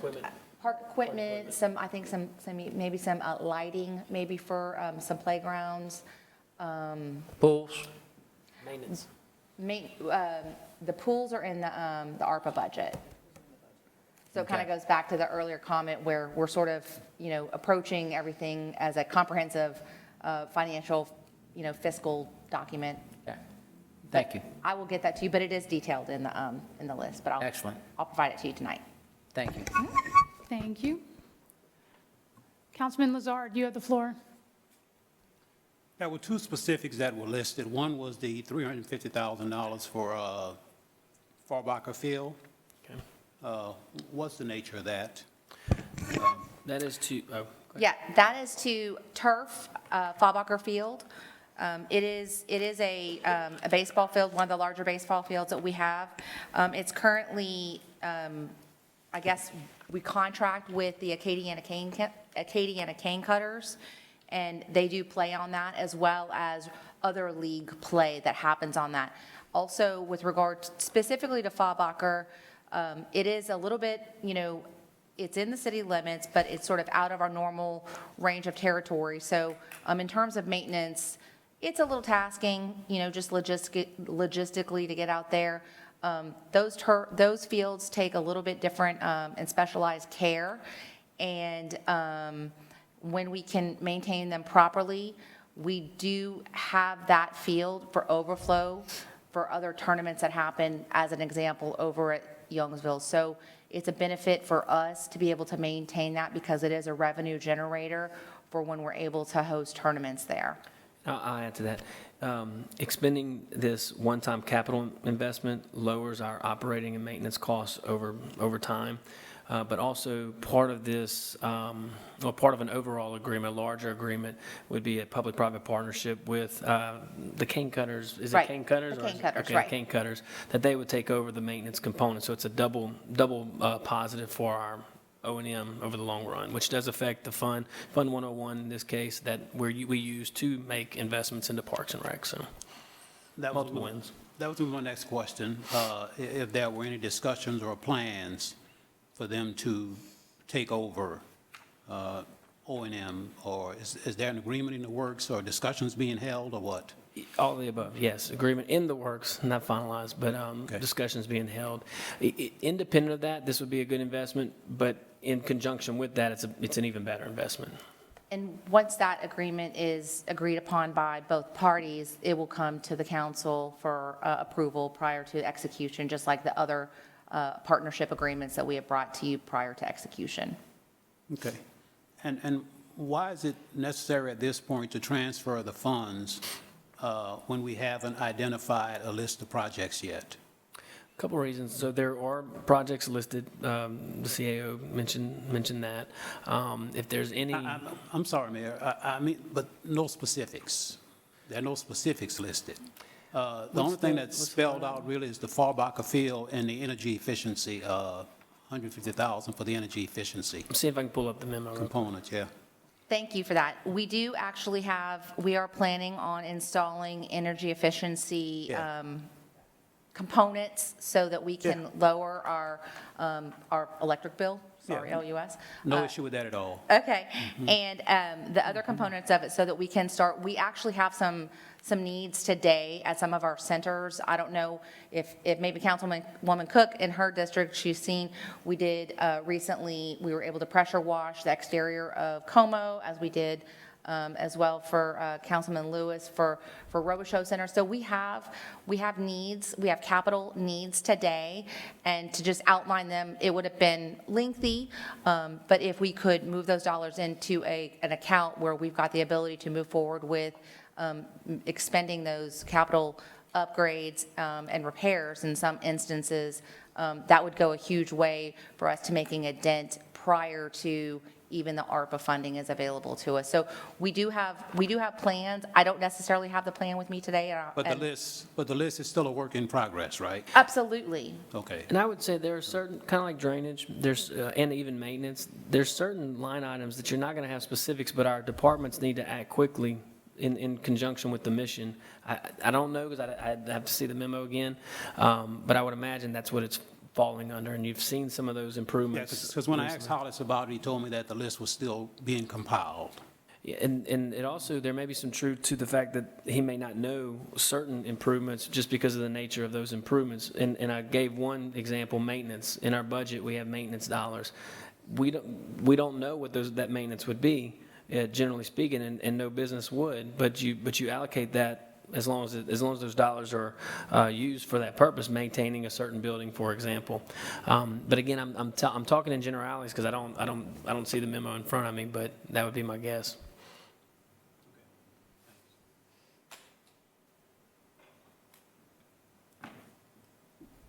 Sidra, you still have the floor. Thank you. Councilwoman Cook, you have the floor. Actually, I haven't asked this question in a while, but pickleball lights. Hey. Are they up at Como, or is this part of the? They are. Well, I'm not going to tell you. If you haven't been Sidra, out there you to have see the them floor. yourself. They That's are so up? true. Are they up? And they look nice. Yes. Okay, all right. I have not been out there. Have you heard complaints about pickleball lighting? No. That's a good indicator. That is an indication, okay. Hey, and by the way, kudos to the rec centers, because I went there the other day and I noticed that there was actually indoor pickleball on the gym. And I just wonder, I was like, I hope that ain't bad for the gym, but okay. There's pickleball everywhere. Apparently, and Everywhere. yes, So, I'm- okay. I just was checking on the lights, so I'm gonna thank you for take a doing that. tutorial. Congratulations, Councilwoman Cook, getting your pickleball courts. Long time coming. All right. I'm not seeing any more council discussions on this issue. Any public comment? All right, let's go to a vote. District 5? Yes. District 1? Yes. District 2? Yes. District 3? Yes. District 4? Yes. Motion to adopt is approved. City Ordinance 98, 2021, an ordinance of the Lafayette City Council amending the fiscal year 2021 operating and maintenance budget of the Lafayette City Parish Consolidated Government to make appropriations adjustments within the Utilities Department. I have a motion by Cook. Second by Nakhan. Council discussion? Not seeing any public comment. All right, let's go to a vote. District 1? Yes. District 2? Yes. District 3? Yes. District 4? Yes. District 5? Yes. Motion to adopt is approved. City Ordinance 99, 2021, an ordinance of the Lafayette City Council authorizing the Lafayette Mayor President to enter into an agreement to establish a servitude on certain property located adjacent to the Coulimine Cutoff Canal to provide for the relocation of existing utility lines and, upon acceptance thereof, to abandon an existing servitude and to provide for matters related thereto. I have a motion by Nakhan, second by Lewis. Council discussion? Not seeing any public comment. All right, let's go to a vote. District 2? Yes. District 3? Yes. District 4? Yes. District 5? Yes. District 1? Yes. Motion to adopt is approved. Joint ordinances for final adoption. This is a public hearing. Speaker sheets are available for anyone wishing to address the council. The 3-minute rule does apply. Jeremy, will you please read? Joint Ordinance 24, 2021, a joint ordinance of the Lafayette City Council and the Lafayette Parish Council amending the Chapter 89 of the Lafayette City Parish Consolidated Government Code of Ordinances, the Lafayette Development Code. I have a motion by Lewis, second by Cook. Councilman Lazard, Lewis, and Gilbo have proposed an amendment to make multiple adjustments to Exhibit C. Can I get a motion and second from the council to amend? I have a motion by Lewis and second by Lazard. Council discussion on the amendment. If one of you wants to share your amendments. Oh, all right. And both mics are on. Just to give yourself an introduction. Mary Slyman, Community Development and Planning. In response to some language that we removed in Article 5, we made some adjustments to the zoning district, the MN zoning district in Article 2. The one change that was made is on page, I think it's on the bottom of pages 17, top of page 18, or 16 to 17, if you're looking for exactly what that change was.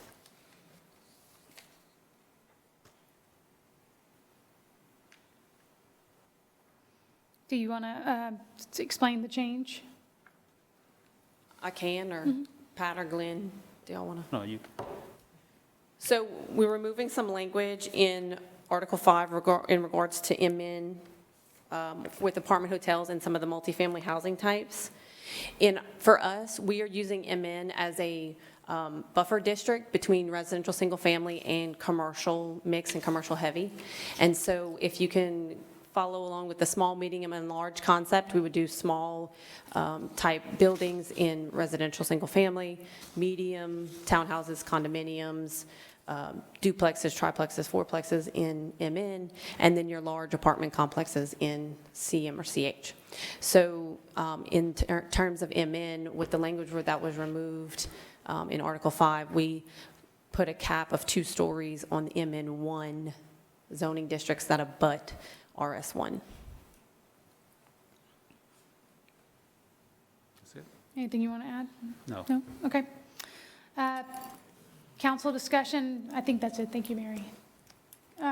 Any public comments? No, ma'am. All right, we're going to call to a vote from council to amend. District 3? Yes. District 4? Yes. District 5? Yes. District 1? Yes. District 2? Yes. Motion to amend is approved. All right, council discussion on ordinance as amended. Do we have any public, not seeing any public comments? No, ma'am. All right, let's call to a vote for council to adopt as amended. District 3? Yes. District 4? Yes. District 5? District 1? District 2? Yes. Motion to adopt as amended is approved. Joint Ordinance 34, 2021, a joint ordinance of the Lafayette City Council and the Lafayette Parish Council amending the fiscal year 2021 operating budget and adjusting the manning tables of the Lafayette City Parish Consolidated Government by adding 2 labor foreman 1 positions in the Traffic, Roads, and Bridges Department, Op Roads Bridges C section, through the use of fund balance in the amount of $18,090. I have a motion by Nakhan, second by Lazard. Council discussion? Not seeing any public comment? No, ma'am. All right, let's go to a vote. District 4? Yes. District 1, District 5? Yes. District 1? District 2? Yes. District 3? Yes. Motion to adopt is approved. Joint Ordinance 35, 2021, a joint ordinance of the Lafayette City Council and the Lafayette Parish Council authorizing the Lafayette Mayor President to enter into a maintenance agreement between the Lafayette City Parish Consolidated Government and the State of Louisiana Department of Transportation and Development concerning the maintenance of state roadways to include mowing and litter pickup, and amending the fiscal year 2021 operating budget of the Lafayette City Parish Consolidated Government by decreasing the use of Fund 260 prior year fund balance by $483 and increasing reimbursement revenue from the State of Louisiana Department of Transportation and Development in the amount of $483. Can I get a motion and a second? A motion by Cook, second by Lewis. Council discussion? Not seeing any public comment? No, ma'am. All right, let's go to a vote. District 5? Yes. District 1? Yes. District 2? Yes. District 3? Yes. District 4? Yes. Motion to adopt is approved. Joint Ordinance 36, 2021, a joint ordinance of the Lafayette City Council and the Lafayette Parish Council authorizing the Lafayette Mayor President to submit the 2021 Annual Plan Grant Application to the U.S. Department of Housing and Urban Development. Can I get a motion and a second? A motion by Lazard, second by Nakhan. Council discussion? Not seeing any public comment? No, ma'am. All right, let's go to a vote. District 1? Yes. District 2? Yes. District 3? Yes. District 4? Yes. District 5? Yes. Motion to adopt is approved. Joint Ordinance 37, 2021, a joint ordinance of the Lafayette City Council and the Lafayette Parish Council amending the fiscal year 2021 operating budget of the Lafayette City Parish Consolidated Government by increasing revenues in the amount of $1,565,183 in CDBG funds received from the U.S. Department of Housing and Urban Development and appropriating funds within the Community Development Department. Can I get a motion and a second? I have a motion by Cook, second by Lewis. Council discussion? Not seeing any. Public comment? No, ma'am. All right, let's go to a vote. District 2? Yes. District 3? Yes. District 4? Yes. District 5? Yes. District 1? Motion to adopt is approved. Joint Ordinance 38, 2021, a joint ordinance of the Lafayette City Council and the Lafayette Parish Council amending the fiscal year 2021 operating budget of the Lafayette City Parish Consolidated Government by increasing revenues in the amount of $621,181 in home funds received from the U.S. Department of Housing and Urban Development and appropriating funds within the Community Development Department. Can I get a motion and a second? Motion by Nakhan? Second by Cook. Council discussion? Not seeing any. Any public comment? No, ma'am. All right, let's go to a vote. District 3? Yes. District 4? Yes. District 5? Yes. District 1? Yes. District 2? Yes. Motion to adopt is approved. Joint Ordinance 39, 2021, a joint ordinance of the Lafayette City Council and the Lafayette Parish Council amending the fiscal year 2021 operating budget of the Lafayette City Parish Consolidated Government by increasing revenues in the amount of $1,392,777 in Community Development Block Grant COVID funds received from the United States Department of Housing and Urban Development and authorizing the transfer of $1,282,623 in funds within the Community Development Department to community-based organizations as follows: Acadiana Cares, Boys and Girls Clubs of Acadiana, Hospice of Acadiana, Second Harvest Food Bank, and the Lafayette Council on Aging to deliver community-based services in response to COVID-19. Can I get a motion and a second? A motion by Nakhan, second by Lazard. Council discussion? Not seeing any. Any public comment? No, ma'am. All right, let's go to a vote. District 4? Yes. District 5? Yes. District 1? Yes. District 2? Yes. District 3? Yes. Motion to adopt is approved. Joint Ordinance 40, 2021, a joint ordinance of the Lafayette City Council and the Lafayette Parish Council amending the fiscal year 2021 operating budget of the Lafayette City Parish Consolidated Government by authorizing the transfer of $90,000 in Community Development Block Grant funds within the Community Development Department to the Hub Lafayette Urban Ministries. I have a motion by Nakhan, second by Lewis. Council discussion? Not seeing any. Public comment? No, ma'am. All right, let's go to a vote. District 5? No. District 1? Yes. District 2? Yes. District 3? Yes. District 4? Yes. Motion to adopt is approved. Joint Ordinance 41, 2021, a joint ordinance of the Lafayette City Council and the Lafayette Parish Council amending the fiscal year 2021 operating budget of the Lafayette City Parish Consolidated Government by increasing revenues in the amount of $8,817,622.05 in emergency rental assistance program funds received from the U.S. Department of Treasury through the Louisiana State Office of Community Development and appropriating funds within the Community Development Department. Can I get a motion and a second? Councilwoman Cook, second by Lewis. Council discussion? Councilman Nakhan, you have the floor. Yes, I think we need to get the administration in on this. I understand that there was quite a bit of discussion on the parish side with this. There was some concerns about the process and the distribution, how long it was taking, and the efficiency of what's going on, and I've had people express the same concerns to me. Could we address that, please? Sure. We also have Community Development and Planning and Catholic Charities. Kim Boudreau's here. With your permission, Council, I'd like to call both those ladies up. So this ordinance, just remember what the ordinance does. The ordinance recognizes revenue coming from the federal government through the state of Louisiana. And this would go into the LEAP program, Lafayette Emergency Assistance Program, big on acronyms in government. But The discussion was not necessarily about the ordinance. What we found out was more about the process. So it deals with a lot with capacity. A lot of the questions we're dealing with capacity. Catholic Charities have right out the gate came in with great capacity. And what I mean by capacity is there's compliance requirements. So they have the funds, they pay it, and then they get reimbursed. And we can't just write a blank check. For many reasons. Smile had a little delay, but I'm very impressed with them, especially the last 6 to 8 weeks. They're doing a lot better. So this, the current ordinance, this new ordinance, does give the administration a little discrepancy in the sense that if it's there's a determination made that Smile is in a better capacity than Catholic Charities, or Catholic Charities in a better capacity than Smile, then those funds can be appropriated to those agencies instead of the other. Kim can probably talk about the avoidance of duplicating benefits. One person you can't use both programs, and it's mainly from a compliance standpoint. So I hope how'd I do? Great. Okay, it's been a long meeting. You did great. Thank you. I would like to address, because to be honest with everyone, this is the first time we've heard of, I have heard of issues. Okay, so to be fair, with the amount of applications that they are processing, we can't guarantee 100%, and even if it were 100%, it still may not be enough or to the liking of someone. Maybe it wasn't fast enough.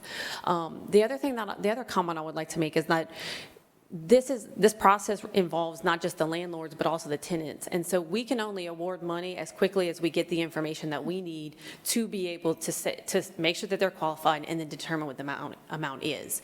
So while I understand that people may think it's a slow process, we are at the mercy of getting the accurate information in our hands so that they can then determine the amount and issue the check. So if there are issues, somebody has a complaint, they didn't qualify, they thought they got the runaround, whatever it may be, they need to reach out to Community Development and Planning, and then we can work with Catholic Charities and Smile, because they may have a specific situation that we haven't run into yet. And I think that was the other thing Kim and I have been talking, is that no one transaction is going to be the same with this. And so, because this is new to all of us, this is a new process, and Smile is getting started and Catholic Charities is getting started, we just have to work out the kinks to get it as smooth as possible, but knowing that, it's not going to be perfect the first time around. So, and we're constantly, fine tuning our process. Y'all have a process to follow, and that process is federal guidelines.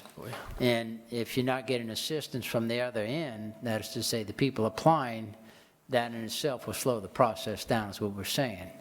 And that can happen. There's no doubt that people can be reluctant to supply the information you need. And this, too, is the first time I've heard this was today of some issues, and mostly it was the process. And I can understand that it may not fall in y'all's laps, the problem. This money moving forward today, is that new money coming in? Correct. This is the state's allocation, so the first 7 million was... There's still a balance left from the old money from the first allocation that we still had. There's still some there left. Some, not much, but right. Some. So this is freshening it up and getting it started all over again. Ms. Kim, go ahead. I'm sorry. I will say that we have been pleased with how well the program has gone in our partnership with LCG to make sure that our reimbursements happen on a weekly basis, so that as we're expending dollars, they're being reimbursed, so we can continue to administer the assistance. There are, in receiving such a high volume of applications, we've had to go through each one and make sure that every document submitted, that they're eligible. And I will say that I am, in 3 months, we're almost at completing $3 million. So that would be, I think, a very successful implementation of a program, but we have to do it correct. And when there has been complications, which there have been, unique situations that have fallen outside of, the general guidance of the program, we have been in direct conversation with LCG and as our partner, and as well as the state, to say, what do we do in this situation? And so we have problem solved. There have been, if we're not able to resolve the problem directly, we say, call LCG to address your complaint with them. and we work through it together. But if there is someone that reaches out to you that has an issue, reach out to us. We're happy to address those. We do have a two-layer system where the applications that were denied get reviewed on at a second layer to make sure that they were denied for valid reasons, and we do assure that the people that have been denied were applying outside of Lafayette. They lived outside of Lafayette Parish. They owned their home, and so it was a mortgage that they needed help with, or, there are very few people that actually applied that live in the city that are renters that didn't qualify. Okay. So, But there is going to be oversight from the administration on this process coming forward, I'm sure. Sorry. So there's already oversight, and I don't know if you caught, there's two agencies that we're using, and the reason why is mainly because of the compliance. If these agencies are not vetted properly and they make a mistake, then we as a government have to pay that money back. So they're very stringent, have full faith in Catholic Charities, have full faith in Smile. If there's other agencies out there, we welcome them to have the discussion, get vetted through our community development and planning department, but absolutely there's oversight. Okay, thank you. That answers my questions. Anyone else? Can you buzz out, please? Councilman Lazard, you have the floor.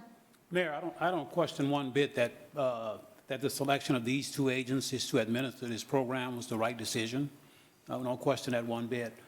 Just in the interest of fairness, was Smile made aware that this was being placed on the agenda for this evening's meeting, and were they invited? I would assume so. I talked to Reverend Matthews a lot.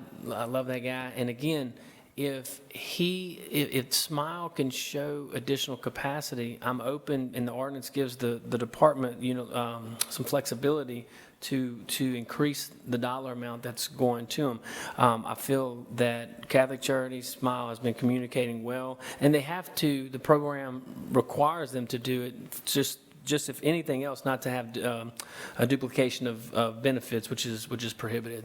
But Reverend Matthews is definitely. I wasn't questioning that. Oh no, I'm with you. I wasn't questioning that at all. I'm trying to find a way to give him a clever compliment, because I feel like in the last 2 months they've done a really good job. You kind of took it to another level. I wasn't questioning that at all. I just wanted to make sure that they were aware that this was on the agenda for discussion for this evening's meeting. That's all. I can't confirm, but I would imagine they're aware. They know that we have to recognize the money, and they've been part of the allocation process, and Sure. there's no reason that I would think that they don't know that this is. One other thing that was brought up in the parish council meeting that I think would be relevant here. Again, this is an ordinance. We can amend it. So if we need to amend it, we'll amend it. This ordinance just so happens to give the administration discretion to make those day-to-day decisions, but we can always amend it. Thank you. Councilman Nakhan, you have the floor. Oh, I'm sorry, one other quick question. Out of curiosity, is there a complaint process that the applicants can go through? If there is a problem, is there a way to appeal or go back where they can say, I'm having a problem with this particular issue or this particular person or whatever? right. Is there a process set up for that? Yes, as with all federal programs, there's grievance procedures with this program. And that's especially written for them to see Yes. and explain to them? Yes. Okay, good. Thank you. thank you very much. I'm not seeing any other council questions. Anything else from you? Nope. Thank you so much for coming. Thank you. That's it for council discussion. Any public comment? All right, let's go to a vote. District 1? Yes. District 2? Yes. District 3? Yes. District 4? Yes. District 5? Yes. Motion to adopt is approved. Joint Ordinance 42, 2021, a joint ordinance of the Lafayette City Council and the Lafayette Parish Council amending the fiscal year 2021 operating budget of the Lafayette City Parish Consolidated Government by increasing revenues in the amount of $304,867.78 in community development block grant disaster recovery funds received from the United States Department of Housing and Urban Development for the August 2016 flood event and appropriating within the Community Development Department for use towards the 10% match liability for the FEMA Public Assistance Program. Can I get a motion and a second? Motion by Lewis, second by Cook. Council discussion? Not seeing any public comment. All right, let's go to a vote. District 2? Yes. District 3? Yes. District 4? Yes. District 5? Yes. District 1? Yes. Motion to adopt is approved. All right, moving on to consideration for appointment by the council as a whole to boards and commissions. Jeremy, will you please read? Appointment to the City Parish Alignment Commission for a 6-month term effective the date of the first meeting, Lafayette City Council appointee from among its members. I'll ask for nominations. Councilman Lewis. I'd like to nominate Ms. Cook. All right. Councilwoman Cook has been nominated. I'm not seeing any other council members. Any council discussion? Not seeing any. Public comment? Then call for a vote, the council, on the appointee for Councilwoman Cook. District 3? Cook. District 4? District 5? District 1? District 2? Yes. Councilmember Cook is appointed. Moving on to introductory ordinances, I'm going to ask for a motion and a second to intro in globo items 32 through 35. I have a motion by Nakhan, second by Cook. Jeremy, will you please read the ordinances? City Ordinance 100, 2021, an ordinance of the Lafayette City Council amending the fiscal year 2021 capital budget of the Lafayette City Parish Consolidated Government by reappropriating the amount of $304,367 from Bridge Repairs City into vehicle detection equipment. City Ordinance 101, 2021, an ordinance of the Lafayette City Council amending the fiscal year 2021 operating budget and capital budget of the Lafayette City Parish Consolidated Government by transferring $58,000 from unexpended, unencumbered salaries in Division 5134 and $188,171.01 in excess funds from the Poly Lane Extension Project and appropriating within the Public Works Department Capital Improvements Division for the Ambassador Caffrey Soundwall Project. City Ordinance 102, 2021, an ordinance of the Lafayette City Council transferring $40,000 from the Golf Cart RPL 30 activity and creating Golf Carts RPL as needed activity within the Parks and Recreation Department, Le Vauchin Golf Course Division, and the Wetlands Golf Course Division, amending the fiscal year 2021 capital budget of the Lafayette City Parish Consolidated Government. City Ordinance 103, 2021, an ordinance of the Lafayette City Council providing for the abandonment of a 10-foot utility easement on Lot 8A located at 1344 West Congress Street. Do I have any council discussion on these items? Not seeing any. Any public comment? All right, let's call to a vote to introduce in globo items 32 through 35. District 4? Yes. District 5? Yes. District 1? Yes. District 2? Yes. District 3? Yes. Motion to introduce in globo is approved. Moving on to joint introductory items. Item number 38 has been deferred indefinitely, and I'm going to ask for a motion and a second to introduce items 37 and 39 to 41 in globo. I have a motion by Nakhan, second by Lazard. Jeremy, will you please read? Joint Ordinance 44, 2021, a joint ordinance of the Lafayette City Council and the Lafayette Parish Council amending the Joint Ordinance 49, 2020, reorganizing the Lafayette Airport Commission by adjusting an appointment to the board. Joint Ordinance 46, 2021, a joint ordinance of the Lafayette City Council and the Lafayette Parish Council amending fiscal year 2021 capital budget of the Lafayette City Parish Consolidated Government by reappropriating the amount of $28,000 from Bridge Repairs Parish into Gas Utility Vehicles New 2. Joint Ordinance 47, 2021, a joint ordinance of the Lafayette City Council and the Lafayette Parish Council authorizing the Lafayette Mayor President to enter into a traffic signal maintenance agreement between the Lafayette City Parish Consolidated Government and the State of Louisiana Department of Transportation and Development for traffic signal maintenance by increasing revenue from the State of Louisiana Department of Transportation and Development in the amount of $259,904. Joint Ordinance 48, 2021, a joint ordinance of the Lafayette City Council and the Lafayette Parish Council amending the fiscal year 2021 operating budget of the Lafayette City Parish Consolidated Government by increasing the use of prior year fund balance in Fund 550 in the amount of $125,000 and appropriating within the Public Works Department Environmental Quality Code Enforcement Division for additional funding needed for contractual services used for grass cutting and debris removal. Council discussion? Not seeing any public comment? All right, let's go to a vote. District 5? Yes. District 1? Yes. District 2? Yes. District 3? Yes. District 4? Yes. Motion to introduce in globo is approved. All right, moving on to comments from the public. Comments from the public on any matters not on the agenda. This is the time to speak on topics we There don't are none. have any. All right, well, we do not have any. So with that, I adjourn the regular city council meeting. Have a good night.